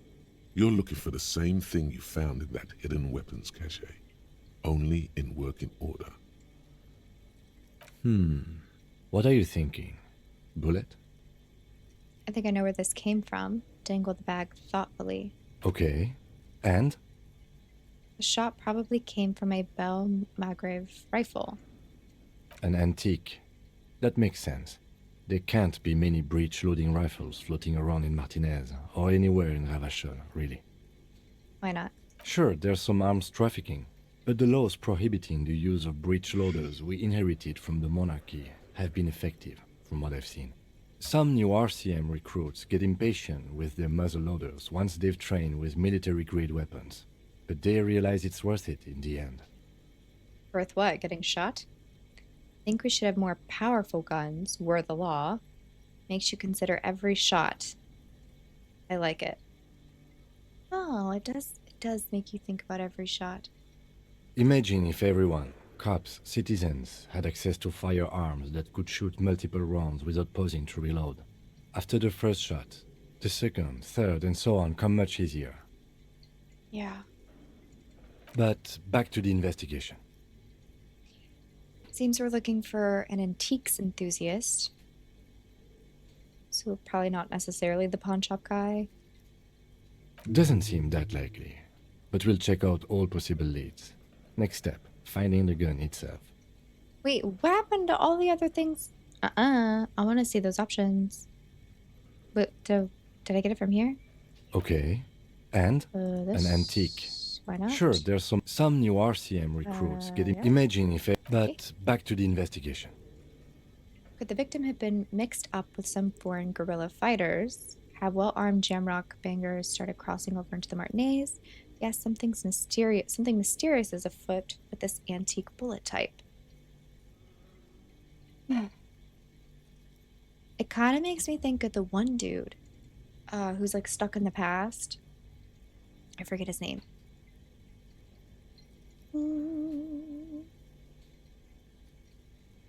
Let's find out. Next step, finding the gun itself. Yeah, I want to do all the options. I'm sorry. Okay. And? An antique. I know. Sure, there's some new RCM recruits get impatient. Imagine if ever... But back to the investigation. Let's find out. Next step. Okay.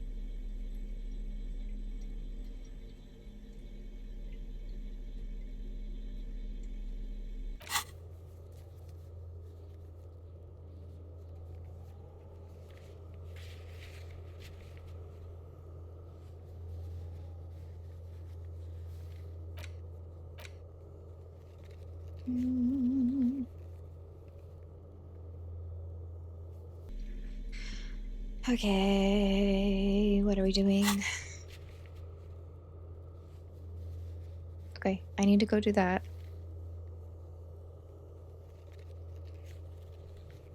I need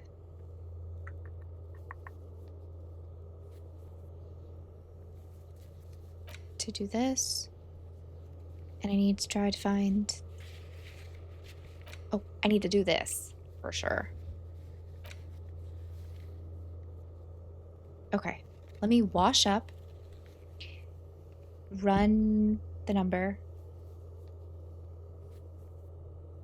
and then go from there.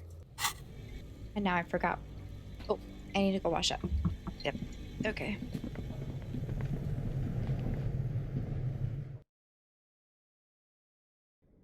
Wait, I'm going the wrong way around. The long way around. I can just go out. There's a door. Isn't there?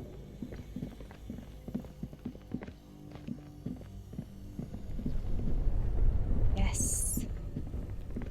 Yes. Okay. Let's go get clean.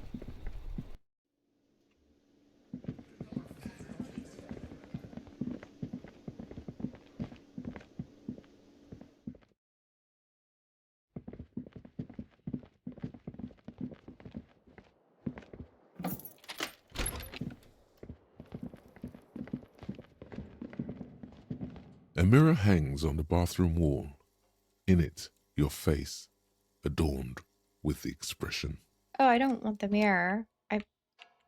What? How do you...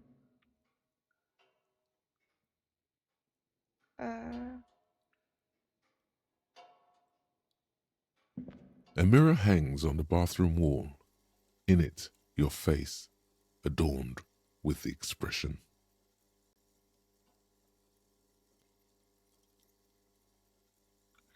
Do I have to do this to wash up? That can't be right. Hold on, let me put up...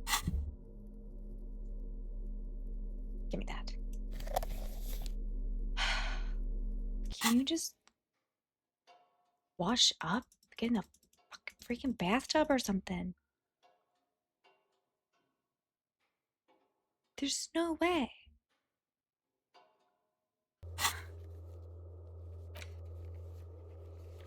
There's a bathtub in your room. Oh. You have to go away, Ken. And you don't go away until I send you off the body, which isn't gonna happen. Why does it feel like this day is like a filler day? Where like, you can't really get anything done. I gotta wait for that.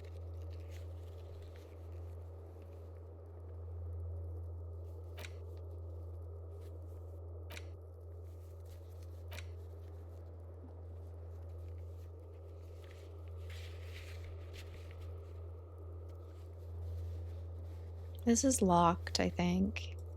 Let's just go run. The armor.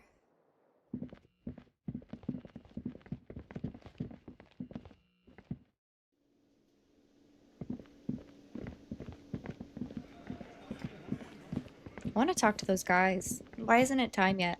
Like, when is it gonna be time?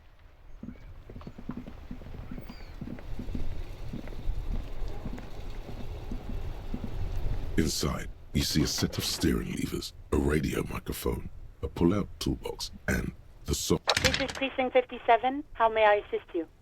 Serial number. Yes. The armor was produced by Fairweather in their facilities in Bétancourt, sur la Clé in 42. It was part of a special order for Corps de Pharmacie, a security firm contracted to protect the interests of Oranese pharmaceutical companies in the Seminine conflict. So, it seems the armor went to Seminine. That's where the paper trail ends, though. Even the firm has proven difficult to track. Corps de Pharmacie has been renamed several times over in the years since the armor was issued. Do you know what it's called now? The most recently registered firm that the ICP has been able to connect to the CDP is a military contractor called Crenel, and the one before it was Downwell. I think they might be the same contractor. A suit of armor like this would have been manufactured with a particular person's physique in mind. You should ask for whom this suit was fitted. First, has the firm continued to work for pharmaceutical companies through all these name changes? A suit of armor like this would have been customized to fit the wearer. There must be a record of the person to whom it was issued. Yes, but the ICP tends to be reluctant to share private sector records. I could try to talk them into it, though. This is a fun challenge for her, an opportunity to contribute beyond doing her job by rote. She'll gladly put in the extra effort for Team RCM. Yes, thank you, officer. I really appreciate your efforts in this case. Glad to help. Call back tomorrow. Hopefully I'll have more for you then. Okay, bye. 57's over and out. In the cabin, you see a set. Okay. What? Did something new pop up? Why does it do that?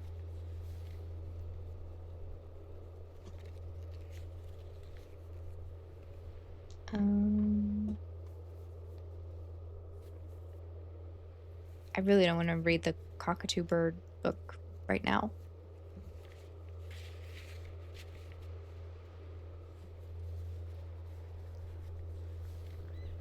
There's nothing else.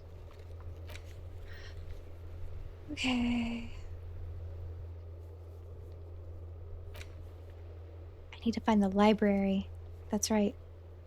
So the library. Open a door.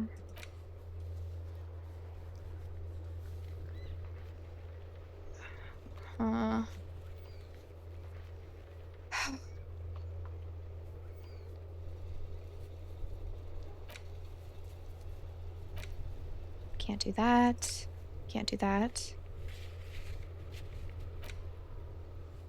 Cannot do that.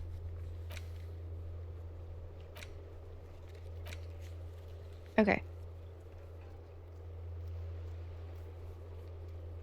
Find the library. Talk to the smoker. And I think that's it.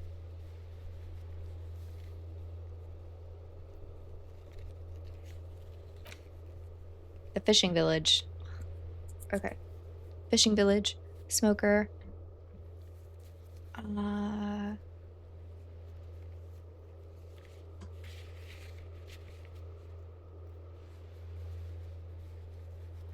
The library. Fishing village. Smoker. Library. Okay. So this is a bookstore. Apparently not the library. I don't think I've seen a library.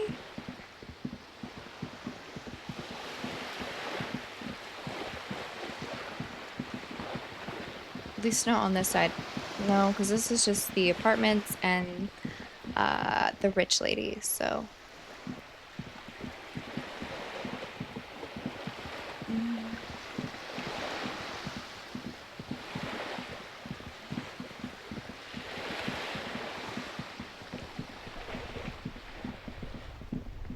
Wait, I want to see if he knows about the gun.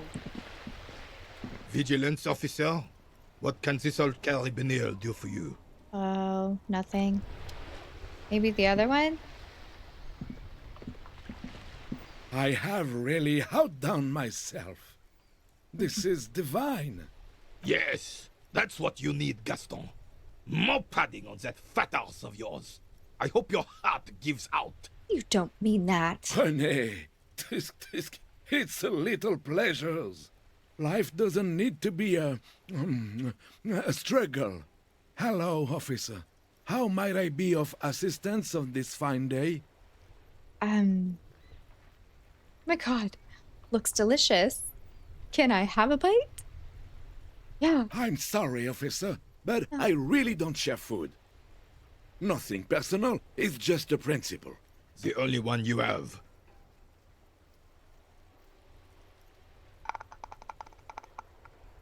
Do I push this? This sounds like a bad idea. It's so fun and random and weird. Just a bite? Believe me, officer, I wish I could help you, but I need this sandwich to keep my blood sugar stable. In my Okay. age, you need to pay attention to these things. Shoot, and now I can only... I'm so sorry! You don't mess with diabetes? Fuck off! It's mine! Sorry, officer. I'm sorry. I didn't mean it in a bad way.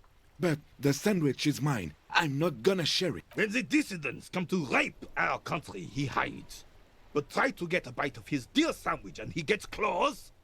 You're a special kind of vermin, Gaston. Dion. Oh my God. You mentioned Jean Marie... who's that? Oh, sweet Jenny. She was the finest woman in all of Revachol. Maybe the entire world. Do not defile her memory, Gaston. Let her rest in peace. His tone lacks its usual intensity, like he doesn't feel he has the right to speak on the matter. So you both knew her. We knew her, all right. Lived on the same street our entire lives, just 2 houses apart. The 3 of us have been best friends since we were 4. Oh, you don't act like it. She was René's first girl back when the prick was 16. They were courting till he decided he'd rather die for some great ideal than just be happy. And then you stole her from me. No. Easy, fellas. Don't get ugly. Oh, officer. It already got ugly nearly 80 years ago when the 3 of us were just learning to walk and talk. Bro code, man. You can't take his girl? You stole her from me. Oh, he's clutching his chest. You're gonna give him a heart attack. Well, technically, you stole her from me, because we'd been pretty close ever since you two had that falling out over the ink you spilled over her pretty yellow dress. We were just boys then. This was different. You. The tall veteran looks at you and nods. No point starting this all over again. For the Okay. 1000th and the first time. Especially when we have company. Officer, I want to know what happened. She died of pneumonia 2 winters ago. It was a quiet passage, peaceful. Peaceful. To die of pneumonia? I don't know that it is. René and I were both by her bedside when she... died. No use sugarcoating it. Won't bring her back. Will it now? departed. Until the very end she couldn't decide between us. The most indecisive woman I've ever met. She loved you both. Why do you think she was indecisive? She could never make up her mind about anything. What to have for breakfast, favorite color, or which one of us to marry.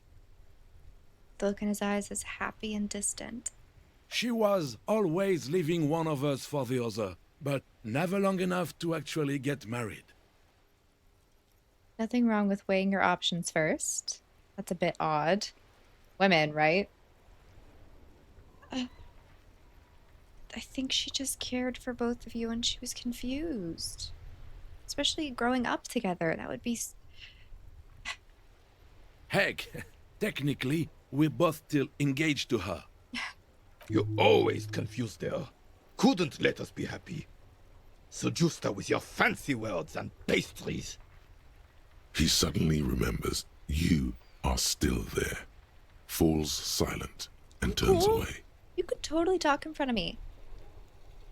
Thanks for sharing. Of course, officer. Memories are all we have left.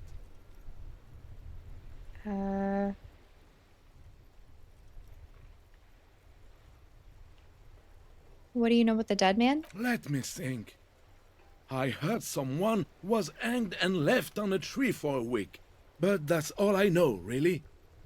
You must have heard something. No, officers, I'm sorry. And I really would like to assist. You are both good guys. I can see that. Right. Then help them, you wimp. You have plenty of shoulder with the ghost caviar in the Union. Someone must know something. He means caviar socialists.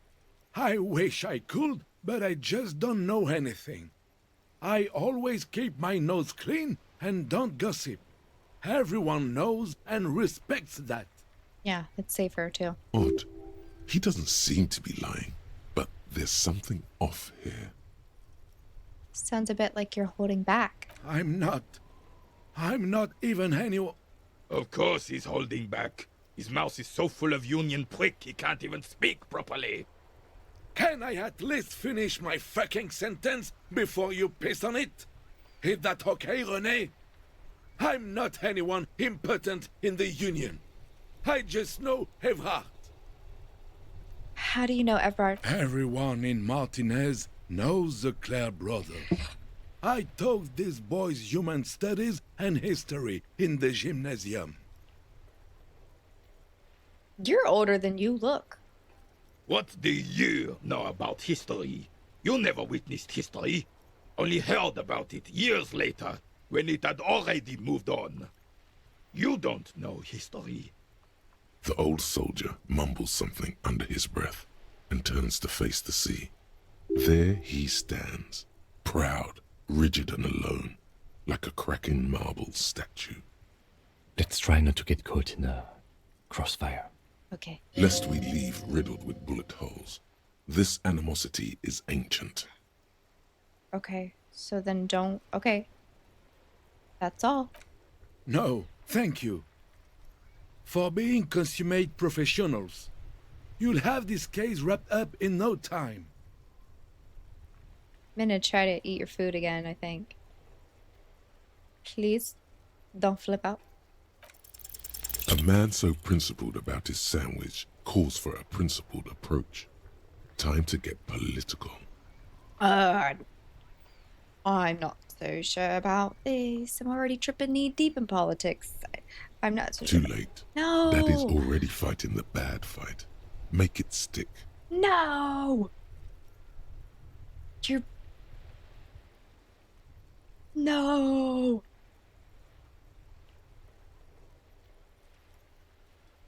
The city's going to shit sooner or later. Some foreign anarchists are gonna steal your sandwich. I don't Say wanna one of these fascist or communist things or fuck off. Whoa, easy there, Goldmouth. He doesn't have to say anything. Re-engage cop mode and bail out, if you like. Yes. Okay. Back to police mode. Smile and nod. I have some questions, Gaston. All right. Let's hear them, officer. Nothing. Goodbye.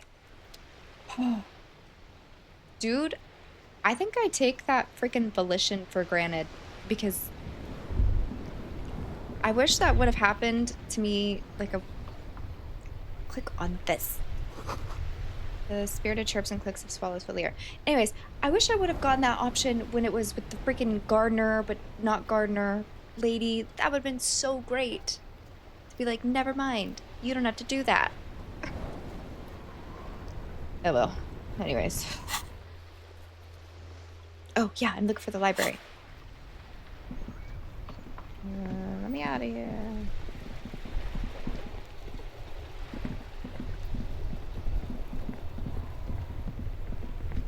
It's gotta be down this way, because I've not really gone down this way. I should look for some new clothes from this guy.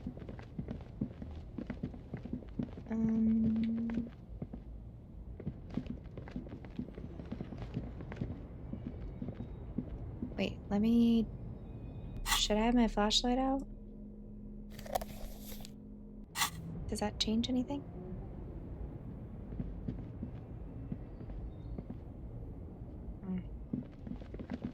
No. What is this?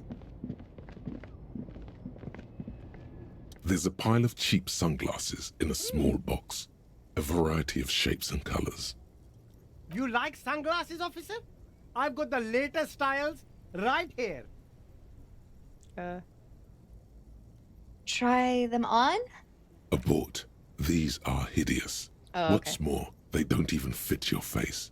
You can feel them pinching your nose and chafing against your brow. Damn, officer! You look like a mega secret spy. Very secret. They're practically made for you. I'll let you have them for 2 real and 50 cents. No. No, you are definitely not buying those. Don't tell me what to do, Kim. I like those sunglasses. No, I want Are to see you what's in the sure? box. But they look... These are all boring. Oh. Boring third-rate ho-hum sunglasses made of cheap Syrahese plastic, the kind of plastic that melts in the sun. Those UV stickers are almost certainly just there for the show. If anything, these lenses probably direct more UV light into your pupils. A UV magnifier. These are all first-rate sunglasses. Premium design, super material, very cool. UV resistant. These will definitely keep your eyes safe and cool while doing your dangerous police work. I want to find cool ones. What is this? Conceptualization. I have something for that. Hold on. Hold on. Conceptualization. Where are you?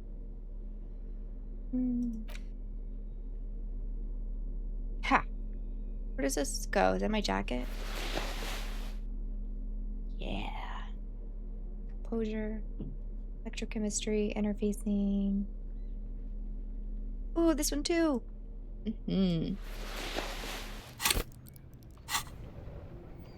Give it a The go. shine on these sunglasses lasts a lifetime, officer. No luck. All you find is this lime-colored cellophane visor, produced by a bargain sportswear brand called Amphibian, apparently. There's a malformed green frog on its bent cap. Oh, that visor is perfect for you, officer. It'll definitely keep the sun out of your eyes while you're shooting criminals. Bang, bang! And all for a mere 6 real. Kim, are firefights something we should be prepared for? I hope not. Okay. You don't like it? Sure, Square Joe. No problem. Let's get you some real shades. +1 perception. I mean, I want to do this again. But I kind of want to buy this weird hat. Sporty and practical, officer. Good choice. Can I buy the weird glasses too? Sorry, A Kim. good starter pair, officer. And when you're ready to upgrade, come back and see. Absolutely. I will absolutely be back. Did you have different You clothes? keep coming back. I That's know. good, officer. Keep browsing those clothes. Keep saving that economy. Save the economy? That sounds off. Oh. Composure. Save the economy? What are you talking about? Haven't you heard, officer? We've got to be economically conscious. Recycle your cash. Keep it in circulation. Don't buy new things. Buy eco. This doesn't make any sense. Why exactly does the economy need saving? Thanks for the advice. I'll try to be more economically conscious. Look around, officer. You see all these premium goods just sitting there, not getting bought? We've got to keep the flow of goods moving. Is this really the economy we want to leave to our children? You're right. We've got to save mother economy. But I don't have children, I think. It's just nature. Powerful economies expand, weak economies go extinct. this economy is really just a distraction from the cultural issues, immigrants. Save mother economy. That's the spirit. We've all got to do our part. Your part is to open the box and buy some clothes. Bye for now. I need composure. What was the other thing? The shine on these sunglasses lasts a lifetime, officer. 100% guaranteed. Yes. I'm looking for a library. I just went that way. I also need to remember to change my clothes.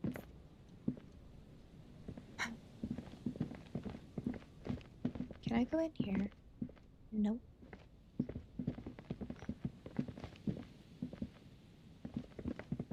A crumpled billboard reading, Samaran butter soaks in the canal. Two ugly lines mar the bright countenance of the blonde boy depicted. Wait. Oh, wait. What is Samaran butter? Whatever it is, the boy on the billboard seems very happy about it. Okay. Hold on. Visual calculus. What do we have? Shivers, endurance.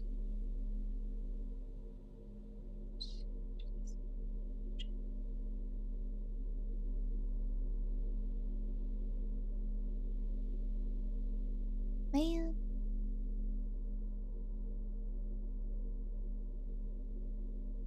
I have nothing. Okay.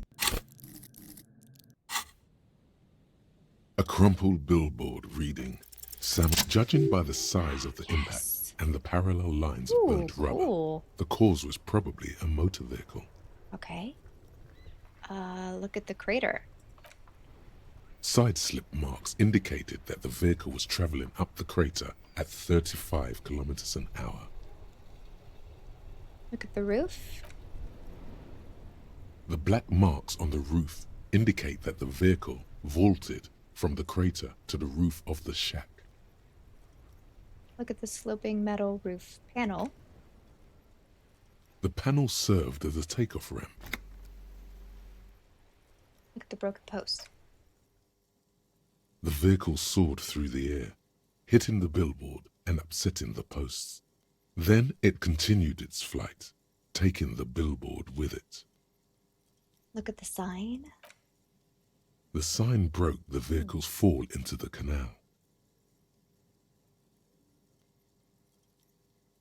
The Samaran butter billboard still looks freshly painted, suggesting it took the plunge recently.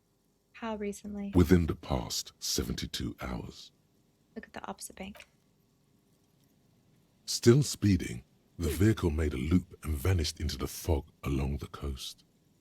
What was the model of this phantom vehicle? There are two good candidates, the Caprice 40 and the Linear G22. Why the Caprice 40? It's about the right size, and the tire marks look like they came from the skinny tires frequently found on that motor carriage. In the Linear? Very sturdy but light motor carriage. More likely than most to survive that jump. What now? You'd have to follow the tracks to be sure. Okay. The lieutenant looks on, waiting for you to wrap up your analysis. Oh. Any theories about what happened here? It looks like someone was in a real hurry, reckless traffic hooliganism, some top shelf shenanigans. I want to meet the driver and shake his hand. I don't care, and it's not really our concern. Someone was in a real hurry. What kind of car do you think it was? Oh, I don't... Caprice 40. That's quite likely, from what I can tell. I have some ideas about who it might have been. I don't. Oh. It had to be someone really cool and courageous. It was someone dangerous. Perhaps this is somehow connected to the murder. Actually, never mind. It was Harry. It was Harry. Was it Harry? It couldn't have been Harry. Actually, never mind. Need more evidence.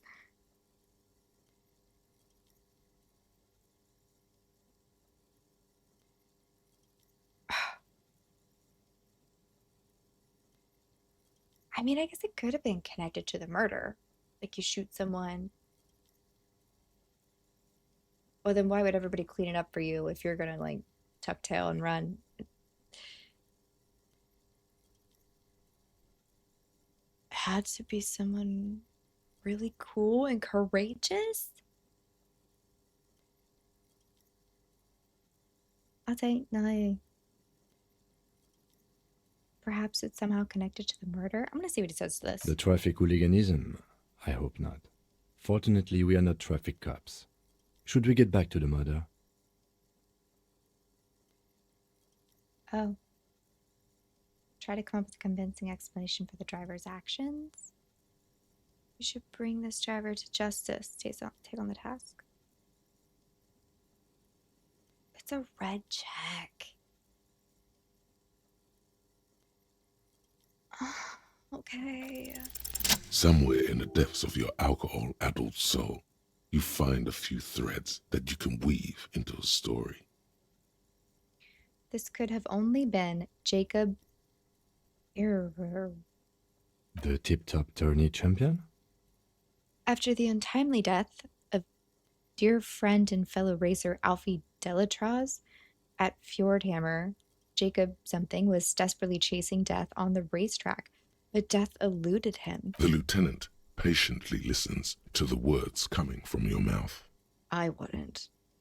After quitting in frustration, he became a recluse, a ghost driver, searching for death on the streets of Revachol, speeding. Jumping canals at night? If I was Jacob Irv, I wouldn't drive in Martinez. The roads are awful. Shut down. Okay. In conclusion, it's a colorful theory, but I don't believe Jacob Irv did this. Should we go? We need to find this Jacob Irv before tragedy strikes. Yes. If we must. Okay. I'm not expecting him to get far with this, the lieutenant consoles himself. Oh, I keep picking things to do. First, you should find the vehicle, which I can't do because the freaking thing is down. And, somebody said you can't get across until Wednesday. Is that correct? I wonder if the library is across. And if that's the case, then the only things that I can do, I think, are talk to the smoker and pick up the dice. Huh. Okay. I could ask this guy if he knows about antique guns.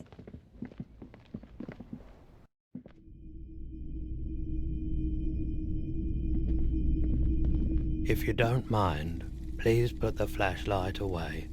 Some of us have photonic sensitivities. Sorry. I do appreciate it. Okay. That's my bad.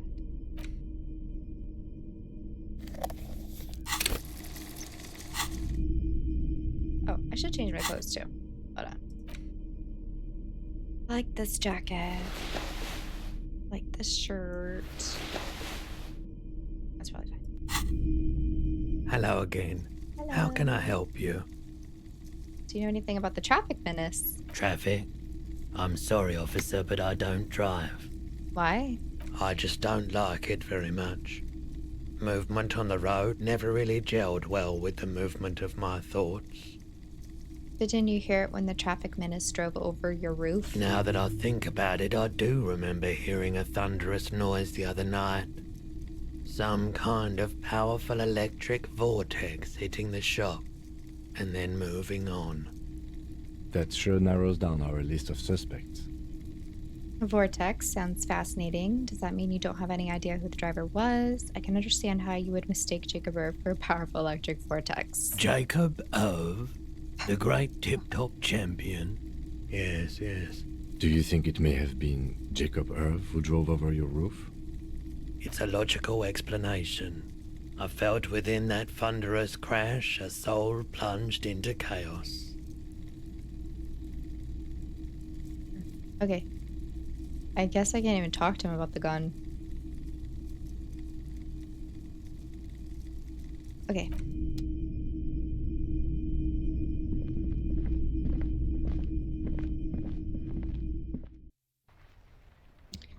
time is it? Okay, so I need to pass time. I guess I could read the stupid cockatoo book. Don't you have to, like, do you have to sit down to do that, or do you just do it? Items, interact. Is it this? The one with the birds. Interact? A cockatoo is a parrot with an erectile crest, found on the Seminine Islands and in southern Fas a la Mer. Known for their intelligence and general precociousness, cockatoos are popular birds in aviculture. However, they often exhibit various behavioral issues.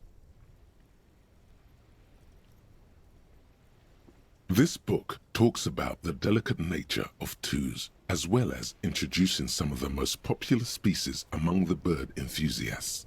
The funeral cockatoo, the major majestic cockatoo, and the most common bang bang cockatoo. It's colorfully illustrated. Okay. What problems do these birds have? Where to even begin? All cockatoos are known for their needy natures, requiring attention for at least 2 full hours a day. They love to talk and have been described as lovable clowns who just don't know how to wrap up. Okay. I could handle that. It would be nice to have someone to talk to when feeling lonely. Pet owners also report moodiness, loudness, and hostility as recurring issues. If left unsatisfied, cockatoos may scream non-stop, pluck their feathers, or become aggressive. Alright, that's pretty bad. It is not recommended to get a cockatoo if you're not able to cook them food every day and give them the full care that they need. These birds will never understand that you have a life of your own. Yes, but there has to be something great about them as well. You're right. Cockatoos are magnificent creatures. They love to perform, cuddle, and show off, and will even scream for fun, often as loud as up to 135 decibels. Performing? Yes, birdie. Okay. Read about the funeral cockatoo? This is a yellow-tailed black cockatoo. Its specific name, Psittacus venereus, relates to its dark and somber plumage. This bird looks as if dressed for a funeral, 24/7. There is something indisputably ominous about it. Boo. Read about the major majestic cockatoo? Perhaps the most impressive of all the species, the endangered major majestic cockatoo, is often described as the most flamboyant bird in the jungle. Its pink-colored wings and flowing crest embellishing its proud and bumptious nature. In the words of poet-explorer Sir James Fournier, few birds more enliven the monotonous hues of the verdant forest than this big, bold, and beautiful species. Okay, and the most common. Despite its banging name, the bang-bang cockatoo is actually the shyest of the species, common in almost all Seminoles forests, as well as zoos and homes all over the world.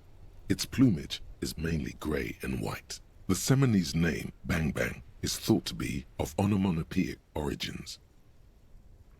Honestly, this bird does sound a bit like me. Yes, but all those cockatoo species are so different. Which one are you? The gray and common? No. Only the funeral cockatoo in its darkness can truly grasp the depths of my doom-laden soul. Isn't that obvious? Major majestic here, I come. What if I'm just...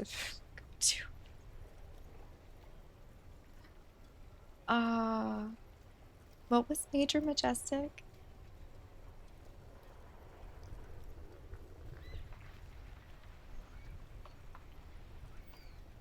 Flamboyant.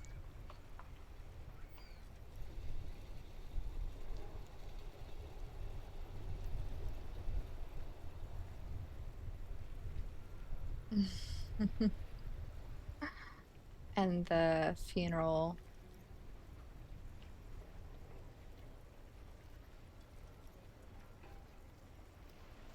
There's something undisputably ominous. I don't see Harry as ominous. Major majestic. You're right. Your Majesty embodied. This big, beautiful bird belongs on your heraldry. Okay.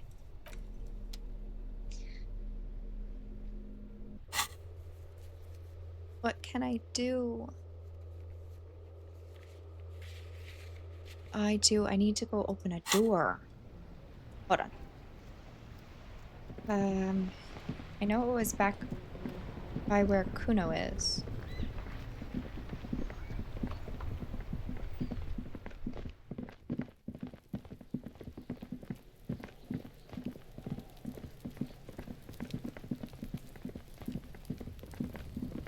This door? Yes? Are you gonna be okay about this?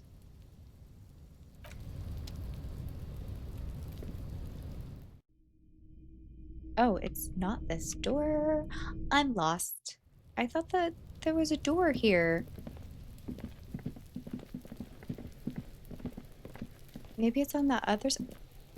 I see it. It'll take me 10 years to get there.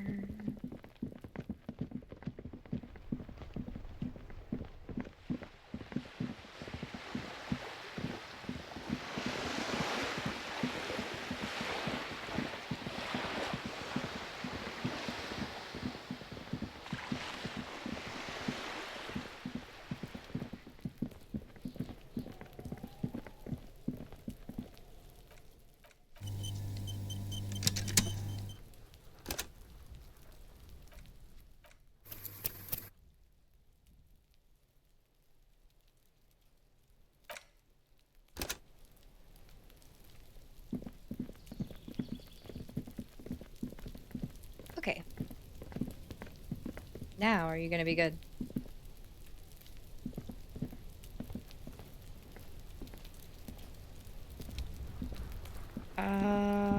Kim? Yes? Well, you seem fine.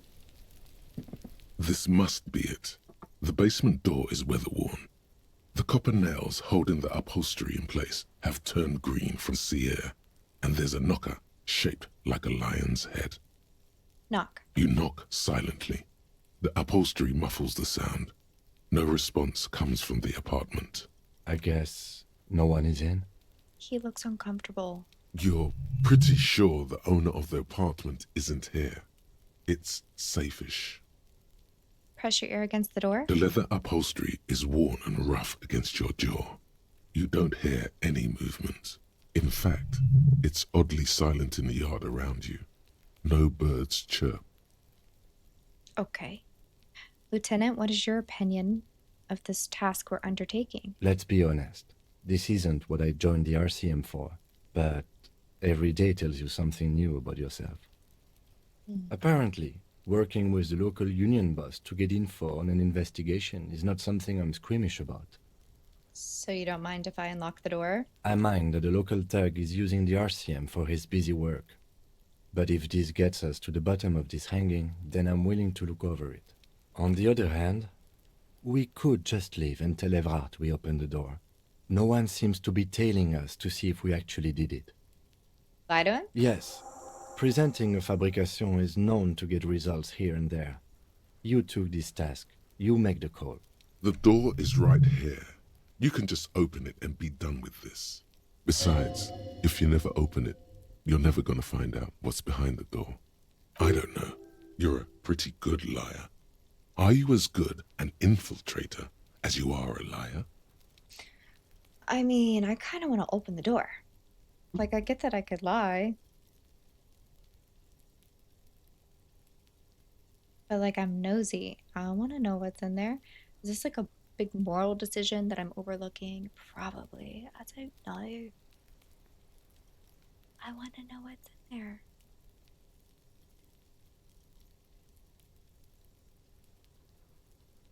Kim said he didn't care. You try to be as silent as you can. It takes a bit of rattling of the handle to loosen the bolt. Finally, the door unlocks with a small clack. Thoughts race through your head. Only curiosity could account for stepping over that threshold. Maybe there's treasure in there. A white alligator. A fountain of quicksilver. I just read a book like that. Nice. Can we go in? I want to go in. Wait, let me get out my flashlight. It shows me secrets. Tools. And maybe like a crowbar.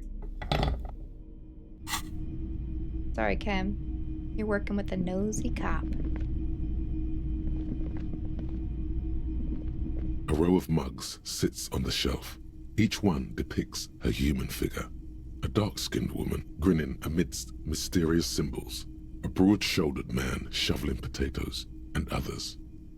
Tap on the mug. A little ring. Though cheerful, the images on the ceramic make you vaguely uncomfortable. The images betray a lack of interest in human beings. They are merely unflattering caricatures. What do I mean, uncomfortable? The owner of these mugs doesn't like people of other ethnicities very much. Oh, we have a mug. We have a mug.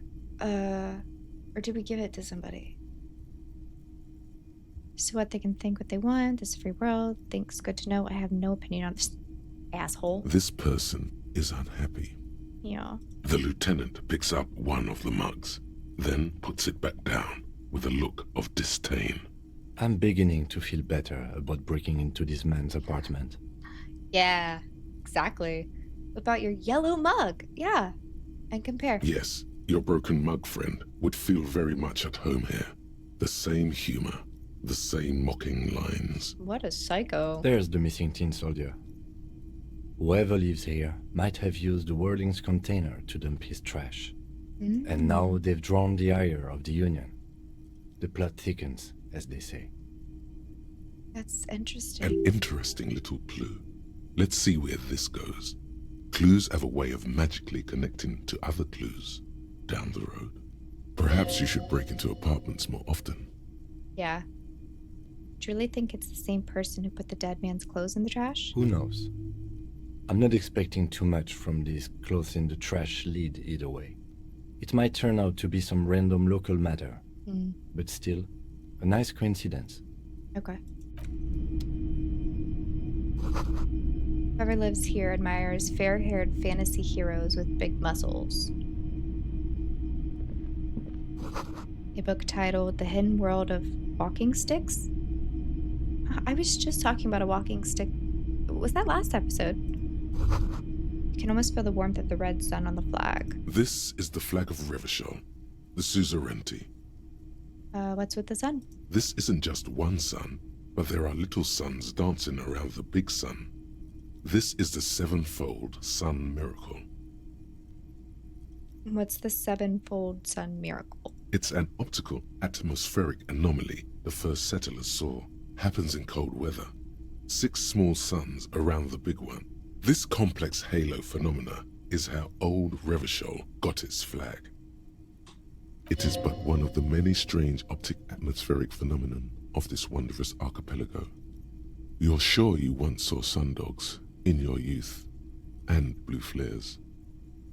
Lieutenant, the old flag of the suzerain. The tenant is an old-fashioned guy. By old-fashioned, he means very right-wing. Bow down before the flag. What? What does that mean? That seems like a bad idea. What do you mean?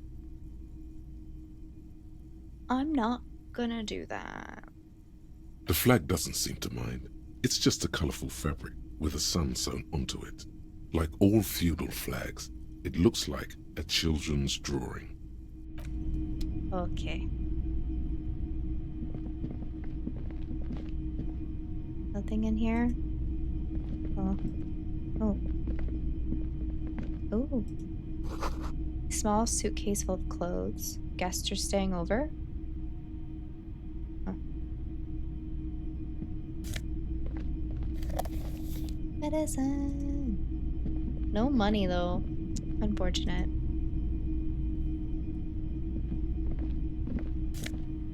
Ooh, a shirt. Let me see. Was it this one? Or no, it's this one. Oh, logic. Okay. Okay. I like drama.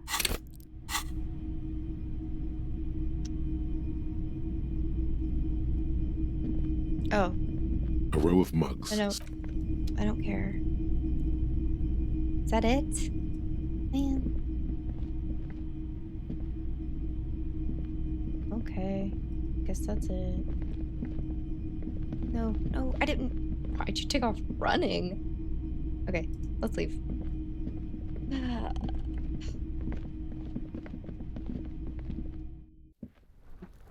Okay.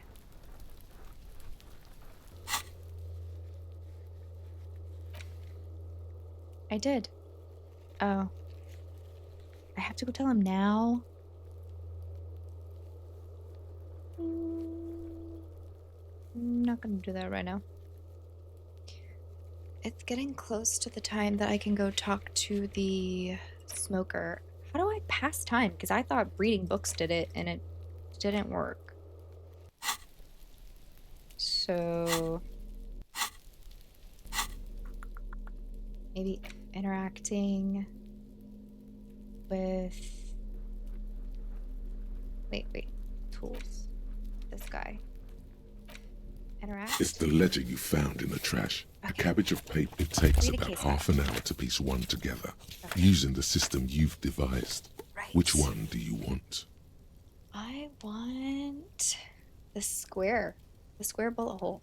It would be very interesting to read about these, wouldn't it?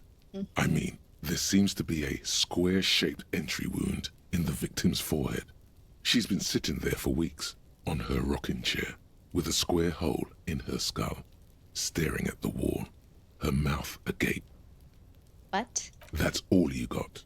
From the half hour you spent piecing it together, all you know is the entry wound was square-shaped. You never found the bullet. And then another body showed up, also with a square hole in his forehead.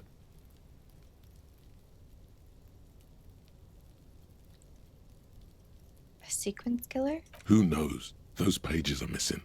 What next? Don't worry. One day you may still catch the man with the square gun. Wait, so you don't get to solve these? You just get to read them? Okay. The couch in an unexpected location. Some assholes brought their couch outside and hung out on it. In the middle of the street, on the roof, on the hillside by the motorway. You know, at an unexpected location. They were young, and they thought they looked cool on it. They actually look like assholes. They looked really cool, like models. They looked really cool. Like a rock band. Yeah. Yes, as you've said here, insufferable rock and roll assholes. Young people are the worst. So anyway, you got a complaint about the damn sofa, or couch, or whatever it was. They were leaving it out in all these unexpected and whimsical locations. They took it to where they also took photos of themselves on it, and smoked cigarettes, and drank coffee because they felt it's intellectual. Cigarette butts, coffee cups, stupid couch. You had to clean it all up, and you did. So congratulations to you. Case solved. Did I ever catch them? No, Oh. you didn't have time for that. These notes show that you have what is called a real goddamn job. You don't have time to be chasing down the couch assholes. You have a real job to do. What next? The hookah parlor. Murder. Tum tum tum.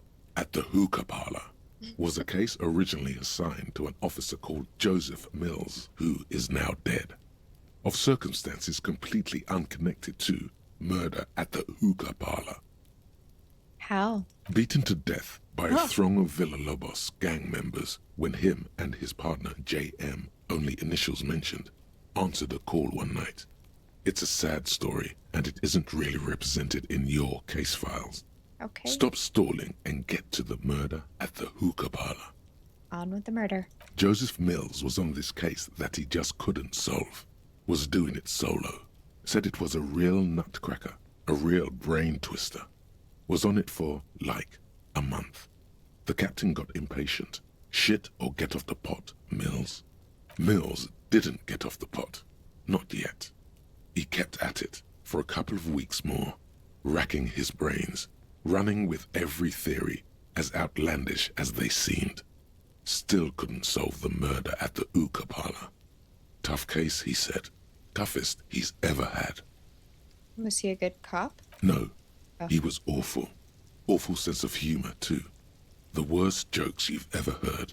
Really rapey. Still, he'd been on it for months now. Said it was the final case. Said it was uncrackable. That murderer had vanished into thin air. That goddamn hookah parlor was all he talked about. Go on. Okay, so the case is handed to you because Mills isn't getting anywhere, and you look into it. Here's the setup. A young man is found dead in a hookah parlor. You know, those places where you go and smoke bubblegum-flavored vapor all day. Can you get high off it? No, it's soot and water vapor. It doesn't do anything. Really cool. Yeah, really lame. So anyway, young man in his 20s found with his skull busted open, right on the floor of the hookah parlor, in the middle of the day. No one else is in there. Only client that day. In perfect health, too. Some kind of movie producer. No one enters. No one exits. He's just sucking on his watermelon hookah all morning, all noon, like he usually does. He's a regular. No calls, nothing. Just sucking on the hookah until 15:45. Then bam, he's dead on the floor with his skull busted open, blood everywhere. What happened? How can it be? Mills has no idea. Invisible assassin. Movie deal gone sour. Girl at the counter did it. Nothing fits. Eerie. Man just dropped dead. So you go to the parlor. You see cushions around the table. Tables low, heavy, really sharp edge. He sucked hookah, stood up, passed out, hit his head at the table, and died? See? You can't even read the thing without solving it. Yeah, it was that. Turns out hookah does do something. It turns off your brain's oxygen supply, and you don't notice it until you get up to go to the bathroom. Must have sucked a lot of it. And what was he doing there for 6 hours? Smoking hookah. Didn't you hear? I don't know. Trying to come up with a movie script, maybe. Anyway, that was Murder at the Hookah Parlor. Joseph Mills wasn't a good detective, and about 30 minutes has passed piecing it together. Next. The unsolvable. A.K.A. Leslie and Burke. A.K.A. The public indecency drunk and the property damage drunk is a cursed case. It has been passed from unsuspecting officer to unsuspecting officer for 10 years. On January 29, the unsolvable case made its way to you. Why you accepted it, it is unclear. Every officer, and indeed most civilians in Jamrock, know it's unsolvable. Leslie will always take his pants off when he's drunk. Burke will always trash everything. It's just what they do. It is their nature. You cannot change the nature of a man, and you can't lock them away because public indecency and small-scale property damage are not punishable by incarceration.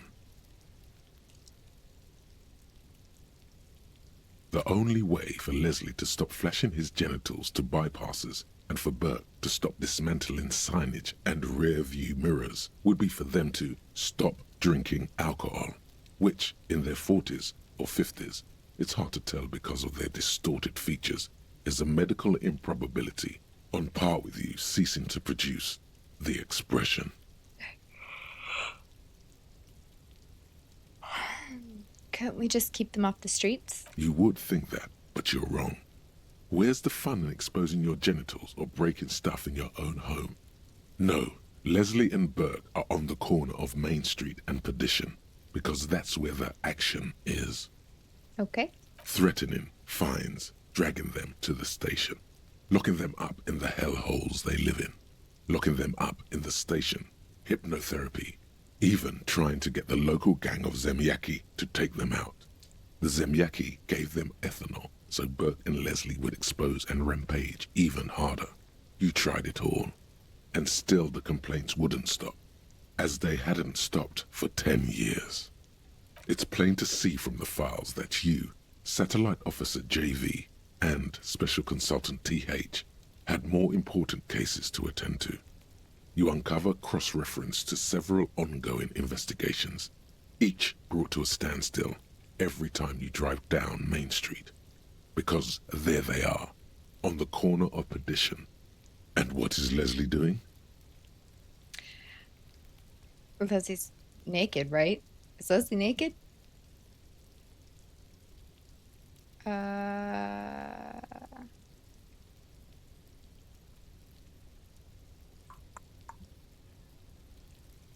Yeah, Leslie's naked. Good, you're learning. If the files are to be trusted, that's all there is to it. That and Burke breaking things, and the fact that they're both drunk. But then again, so are you. The case becomes considerably less comic one day when Burke takes a swing at your ledger. He must have it confused with the property he likes to damage. But the joke's on him. You're drunk out of your mind on potent Pilsner. You slam the hardened plastic board in his face. Then you proceed to beat him unconscious with it. Oh my In God. the process, the ledger sustains damage. The compartment within, reserved for permeable documents, is jammed shut. You stop your assault on the now unconscious Burke to open it, but are unable to do so.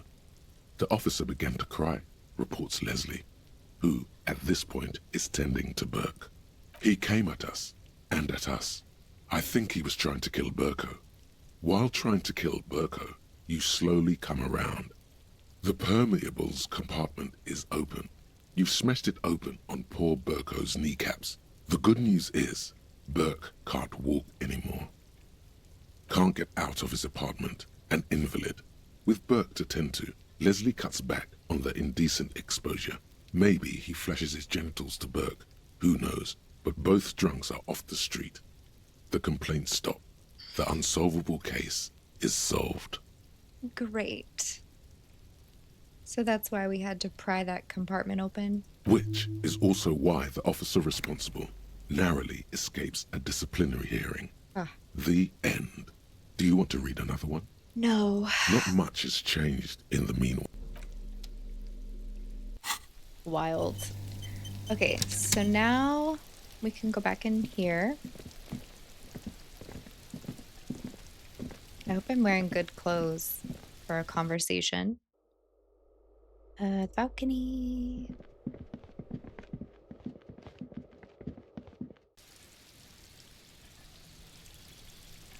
Oh, there he is. Let me see what I'm wearing. Just a second.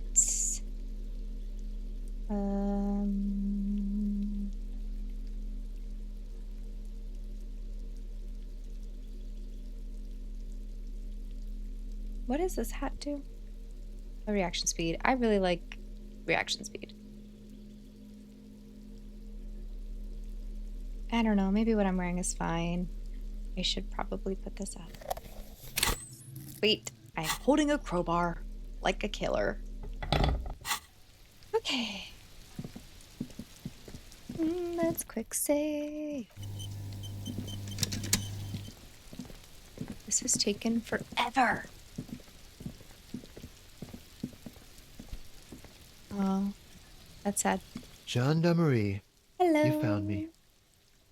Gives you a bright smile before taking another drag from his cigarette. His slender figure is backlit by city lights, its distant streets and motorways flashing like diamonds. It feels like a Friday. He seems to be in a good mood tonight. Okay, the cleaning lady let us in. Beautiful. Ah, okay. So tell me, are you here to make things right again? That's what I'm aiming for. Honestly, I'm just trying to not screw anything up. I'm not going to make things just right. I'm going to make them spectacular. Yeah. Beautiful. Yeah. A nearby street lamp casts shadows on his chin, drawing out the slender cheekbone. I have some good news for you. My Sunday friend is visiting me tonight.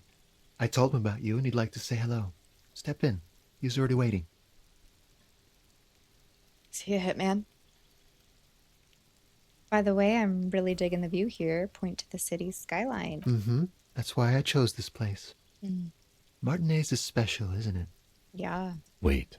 What? Suddenly you are digging things? I'm being nice, Kim. Is it Friday tonight? It feels like Friday. Yeah, it does feel like the end of the week. Such gentle weather.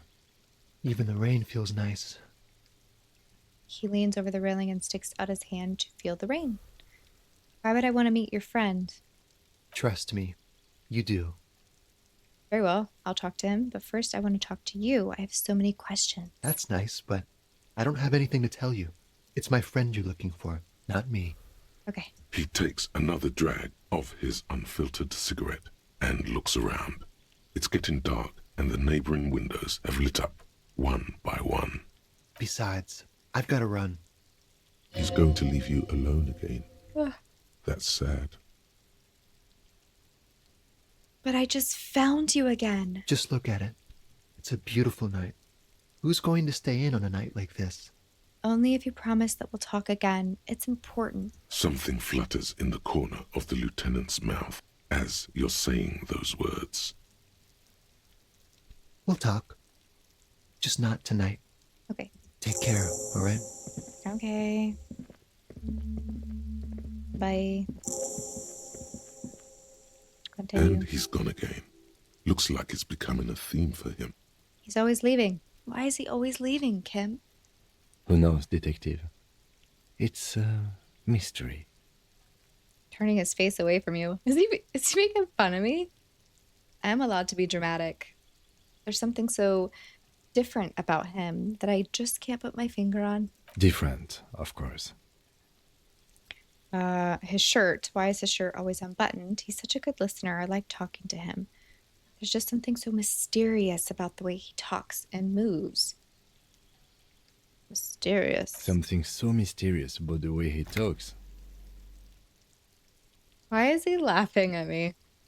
Very mysterious. Very. Come on, detective, let's go. We've got a potential witness to interview. His Sunday friend, remember? The hitman. Okay. Maybe if I hold out,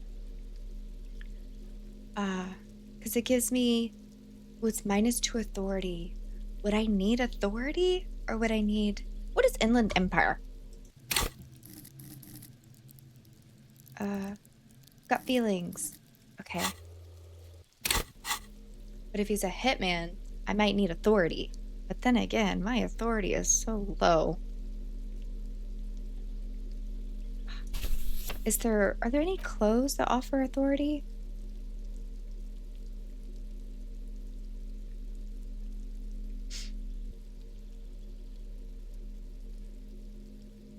Harry, you need clothes.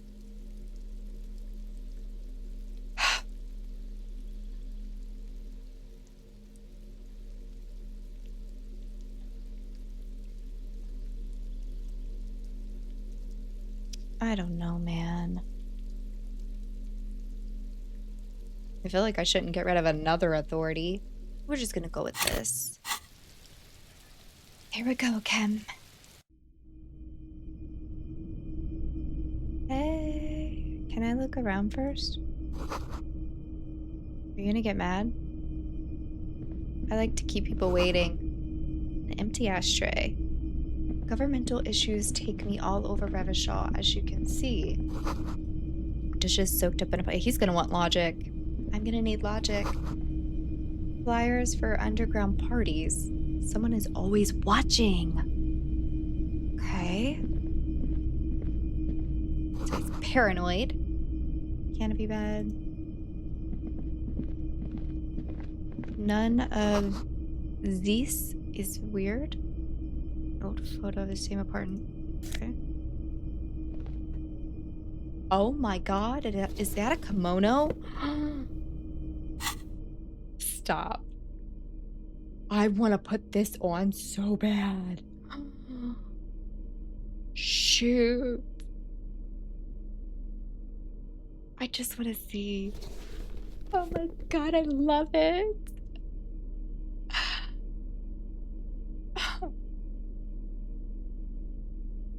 I love this, but not for this conversation. And we'll probably need some freaking logic.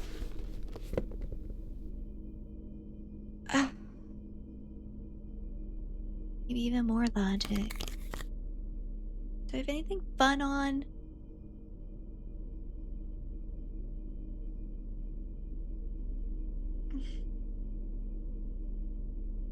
Oh my god, I want to wear that so bad. Okay, what's this? Paint.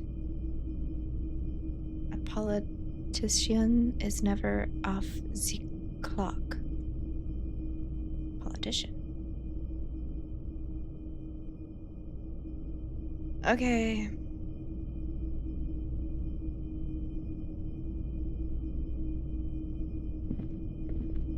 Officers of the Revachol Citizens Militia. Yes. My name is Charles Vildrouin, and I am an official with the coalition government. I work for the Institute of Price Stabilité on assignment from Sur la Clé. I heard you talking to my friend outside. Very good. Super. I am here to assist you in any way possible. Ask me about the hanging. No, first ask an innocuous personal question to get Okay. the interview off on the right foot. Before we go on, I absolutely have to inquire about this wonderful canopy. Before we get to that, tell me where you got this beautiful silk robe from. Oh, we got it from an atelier in the East Delta Commerce Center. Personally, I think it's a little culturally insensitive, but the material is great. Sadly, the shop is now out of business. Okay. That's really all I can tell you about it. Okay. The lieutenant takes out his notebook and nods to you to proceed. So you actually witnessed it? I'm sorry to say I did, officer. Oh, wow. This is just the break we've been looking for. Easy, detective. No need to jump to conclusions. Is it because you did it? Because I did it? Don't jerk my chain, paper jockey. You did it, didn't you? No, he didn't. What did you see? Officer, it's very difficult to describe what I saw that night. It was so surreal to me, like in a play.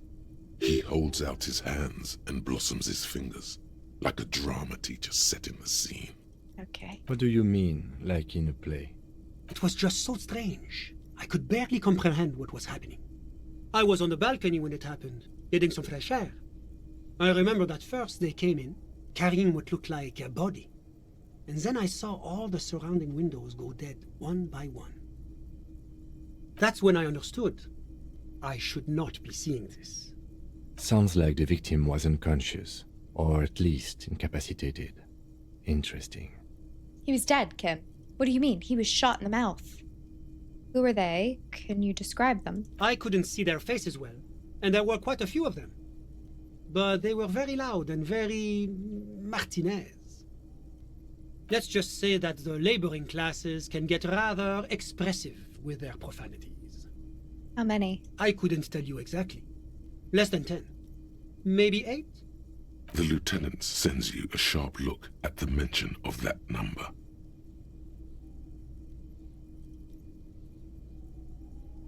Oh my god. Did any of them look like drummers? Drummers? Why, no. But then, I don't know what a drummer is supposed to look like. I think we can drop the drummer angle.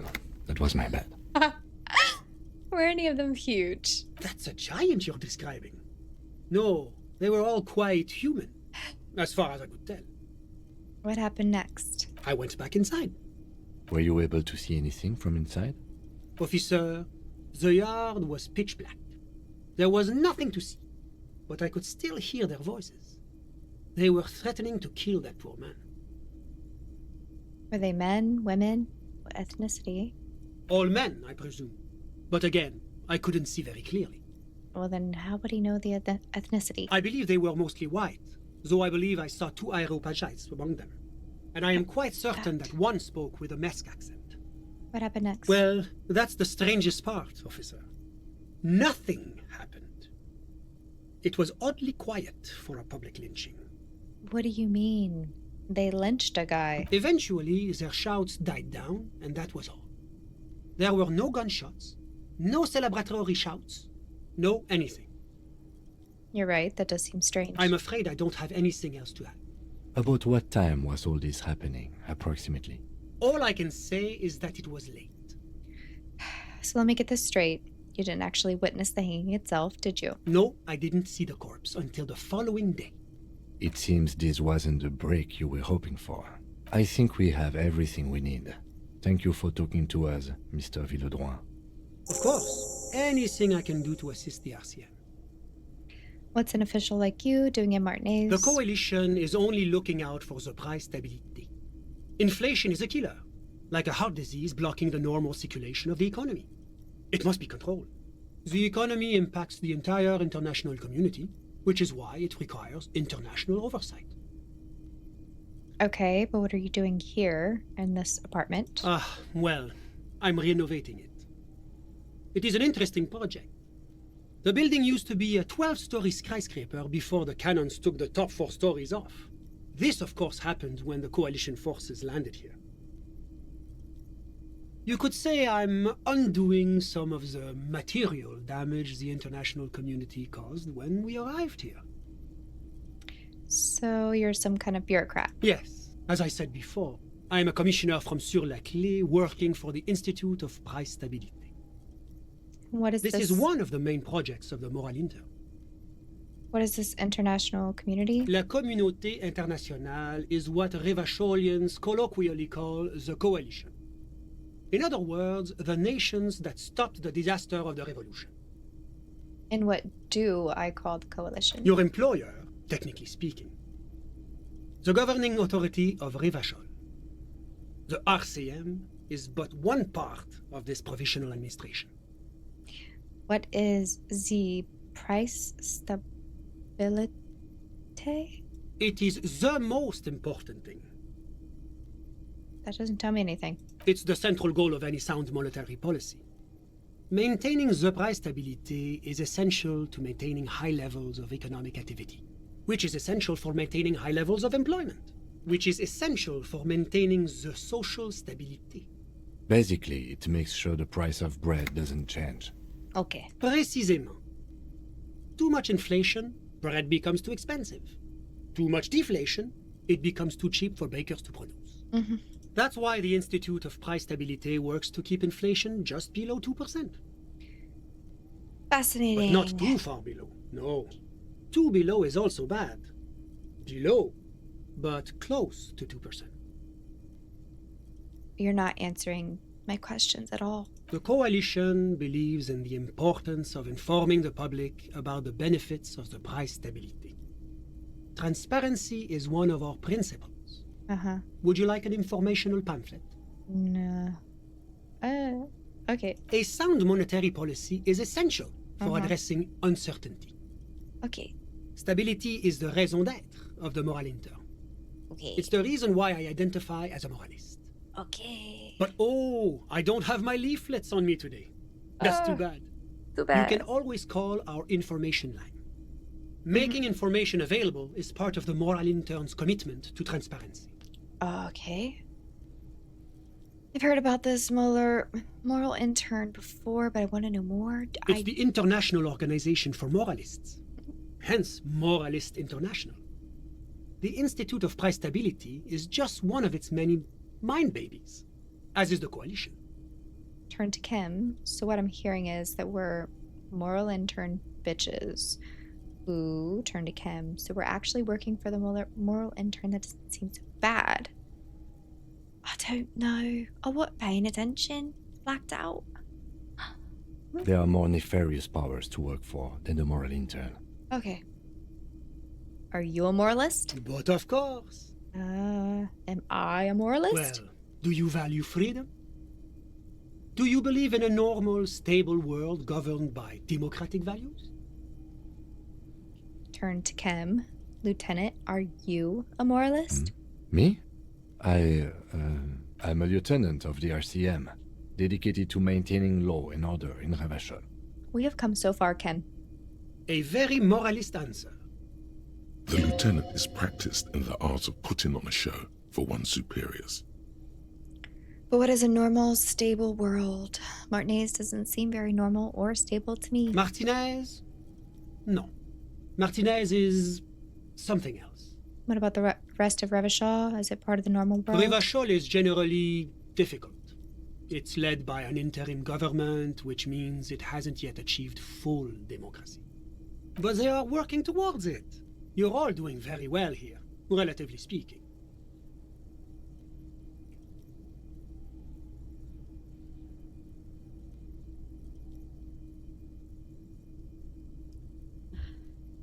Oh my god.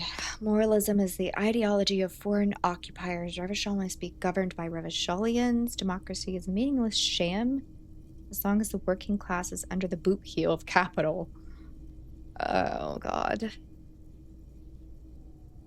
Is that moralism? Is this option D usually the most reasonable answer? Yes, everything else is super extreme. It's like living with a bunch of lunatics. It's usually the most boring. Not boring, my friend. Responsible. Okay. Moralism is all about compromise and achieving the achievable. Okay. It's pragmatic, realistic, and level-headed. An ideology for doers. Okay. Are you a doer, my friend? Absolutely. I am the doerest of doers. Now, enough of this delightful political interlude. Yes. Was there anything else you wanted to ask? Sir Leclef? What's there to say? Sur-la-Clé is a modern, urbanized country that measures very high on the Human Development and Freedom Index. Mostly, though, it's known as the executive heart of EPIS. Moreover, it is a great sponsor of less emerged countries. Revachol is only one of its many darlings whose progress it supports and cherishes. Darlings? That can't be an official designation. What makes Revachol Sur-la something darling? Because a great percentage of Revachol's culture hails from Sur-la-Clé. Its language, its people, its cuisine even. Okay. Or at least in the downtown La Delta area. Yeah, okay. Whatever you wish, officer. Can you tell me about your friend? Ah, my friend. My friend is a good young man. Yes. His family immigrated here from Kedra, and life has not been easy for him. But he understands the importance of education. He has taken his future into his own hands, and that's all that matters. What's Kedra? Kedra is a candidate member of APIS. But, between you and me, their potential membership is a more contentious issue. What do you mean? That it's never going to happen. They entered negotiations in 21, and it's been pending ever since. Is it warm there? Cold? Something in between? It's warm. It's also known for its mandarin trees and dust storms from Supramundi. Ah. Kedra's an emerging market, but it still has a long way to go. Maybe that's why my friend's menage decided to emigrate. Okay. How did you become friends? How did any of us become friends? Bad things happening on the Insulindian Peninsula? Oil platforms ablaze in the night? Civil wars lasting for years? Finally, the international community is forced to step in. What are you talking about? No one becomes friends that way. Au contraire. It's how millions of people end up where they are. Meeting the people they meet. It's how I came here, and my friend too. I don't know if this is like a common opinion, but I find him so annoying. Just like kind of pompous, and he really loves to hear himself speak. And I just want to say, shut up. You still haven't told me who he is. Sorry. Who? What? Your friend? The smoker on the balcony? But I told you, officer. He's a bright young man here to pursue his education. Education is the foundation of our future, especially the arts. It is a cornerstone of our civilization. What's his name? Officer, you have to understand. I can't give you his personal information. I'm sure you have your own methods and databases, right? Please don't put me in this situation. You're being weird. So all you can tell me about him is that he's here to study art. He's deeply enmeshed in the study of the fine arts, yes. Which arts? He's a truly free spirit. Okay. He likes all the arts. Perhaps graphic design, printmaking, who knows? The world is open wide for a talented youth like him. What are you doing in his apartment? I'm just enjoying the view. What view? It's dark outside. Listen. What? The Insulindian Bay. What about it? This place used to be a luxury accommodation before the revolution. Apartments, of course, were much bigger then. A few walls have been added here and there, leaving some of the tenants without a private bathroom or a kitchen. It's like he says a lot of things, but he's not really saying anything, or at least I'm not smart enough to know what he's saying. I just kind of want to choke him. But the million real view stays. You can't take that away. I was asking about your friend. My friend comes and goes. Okay. I'm sure you'll see him around. He's a busy bee. Okay. A busy bee? What an odd choice of words.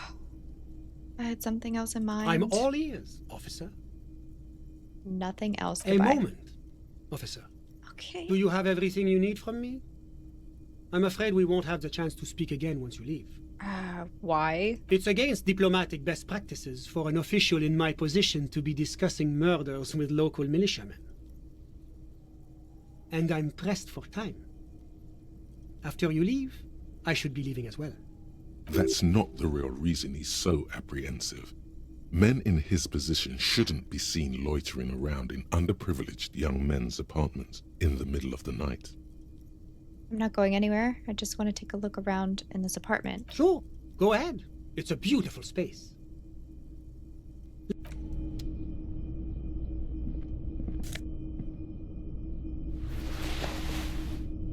What was that? Oh my god. I want to wear this hat. Ooh, but I love reaction speed.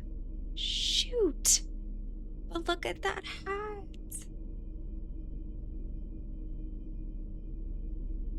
I'll just wear it until I'm about to have a conversation. Absolutely. Absolutely. Anything else? So they're saying like I mean, I definitely can't come in here. None of this is weird. Okay. I think you're freaking weird.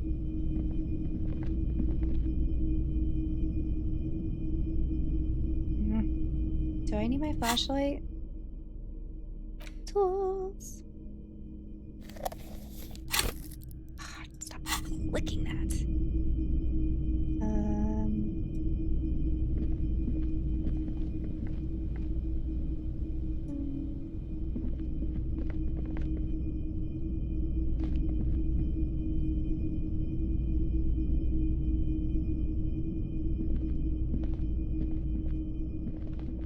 Can I get in that dresser? Yes? What? Oh, nothing.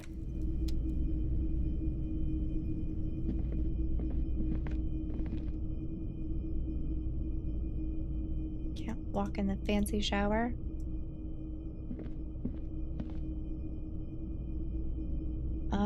Okay. Guess I'll go tell him bye. You have acquired the hat. Keep it, officer. It looks good on you. Thank you. Okay, bye. Of course. I'm sorry I couldn't be the break you were looking for. Yes. Good luck with the investigation. Okay. Goodbye.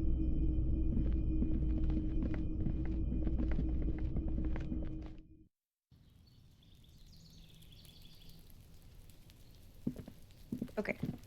I think I can put Kim to bed. And then I'm gonna go steal the stuff off the body. How do I get out of here? Yeah. The boots. So I'm gonna put him to bed. Go get the boots.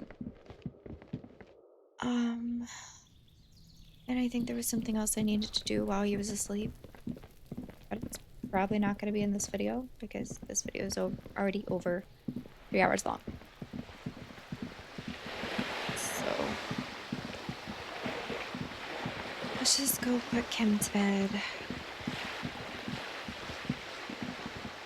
I feel like tomorrow is gonna be fun because I get to go across the bridge thing. I get to go find her husband. I'm hoping I'll finally be allowed to talk to them. Like, hopefully it'll be time. What was that? Yeah. Yeah, I'll have that. Can I talk? Oh, no. Have I ever tried to go to the door when it's nighttime? Can I go in at nighttime? You see a heavy steel door. The door does not. Yeah. Okay, whatever. And there's nothing in the kitchen. Okay, I'm just gonna put him to bed.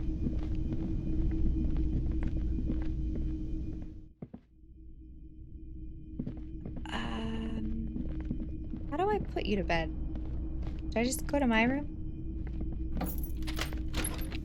See you in the morning. I'm totally going to sleep. Good night. What is this? Okay. I can take a bath. I'll do that real quick. This is not the cleanest bathtub in the world, but it's cleaner than you are, right? Run the it. bathtub slowly fills with water. The water beckons. Yes. The water is only lukewarm, I don't but care. still comforting, like amniotic fluid. A few beer cans are bobbing up and down along your flanks, like sad duckies. Okay. You feel nice and lonely, and so tired. Get those out of there. Now you are alone with your thoughts in the tub. But it's easier than being alone with your thoughts outside the tub. Imagine You see something. the corpse. You can still smell the cadaver on you. It's going to take more than one bath to get rid of that stench. Okay. Then, houses along a narrow street. A video rental. Darkness on the planet's curvature. Your fingers grow pale and are covered with tiny whirls as the water cools. Can I keep doing that? Your fingers grow pale and are covered with tiny whirls as the water cools. Okay, get The out. waterline recedes as you stand. You are cold now. Your clothes stick to your still moist skin. Okay. Alright. I'm going to end it here. And then in the next one, we're gonna steal some boots, do some shady things, and then go to bed. And finally drop that bridge or whatever and go find the dudes that hunt the ghost bugs or like fantasy bugs, or I don't remember what they were doing. We'll do that next time though. But I'm leaving it here. I will see you guys in the next one.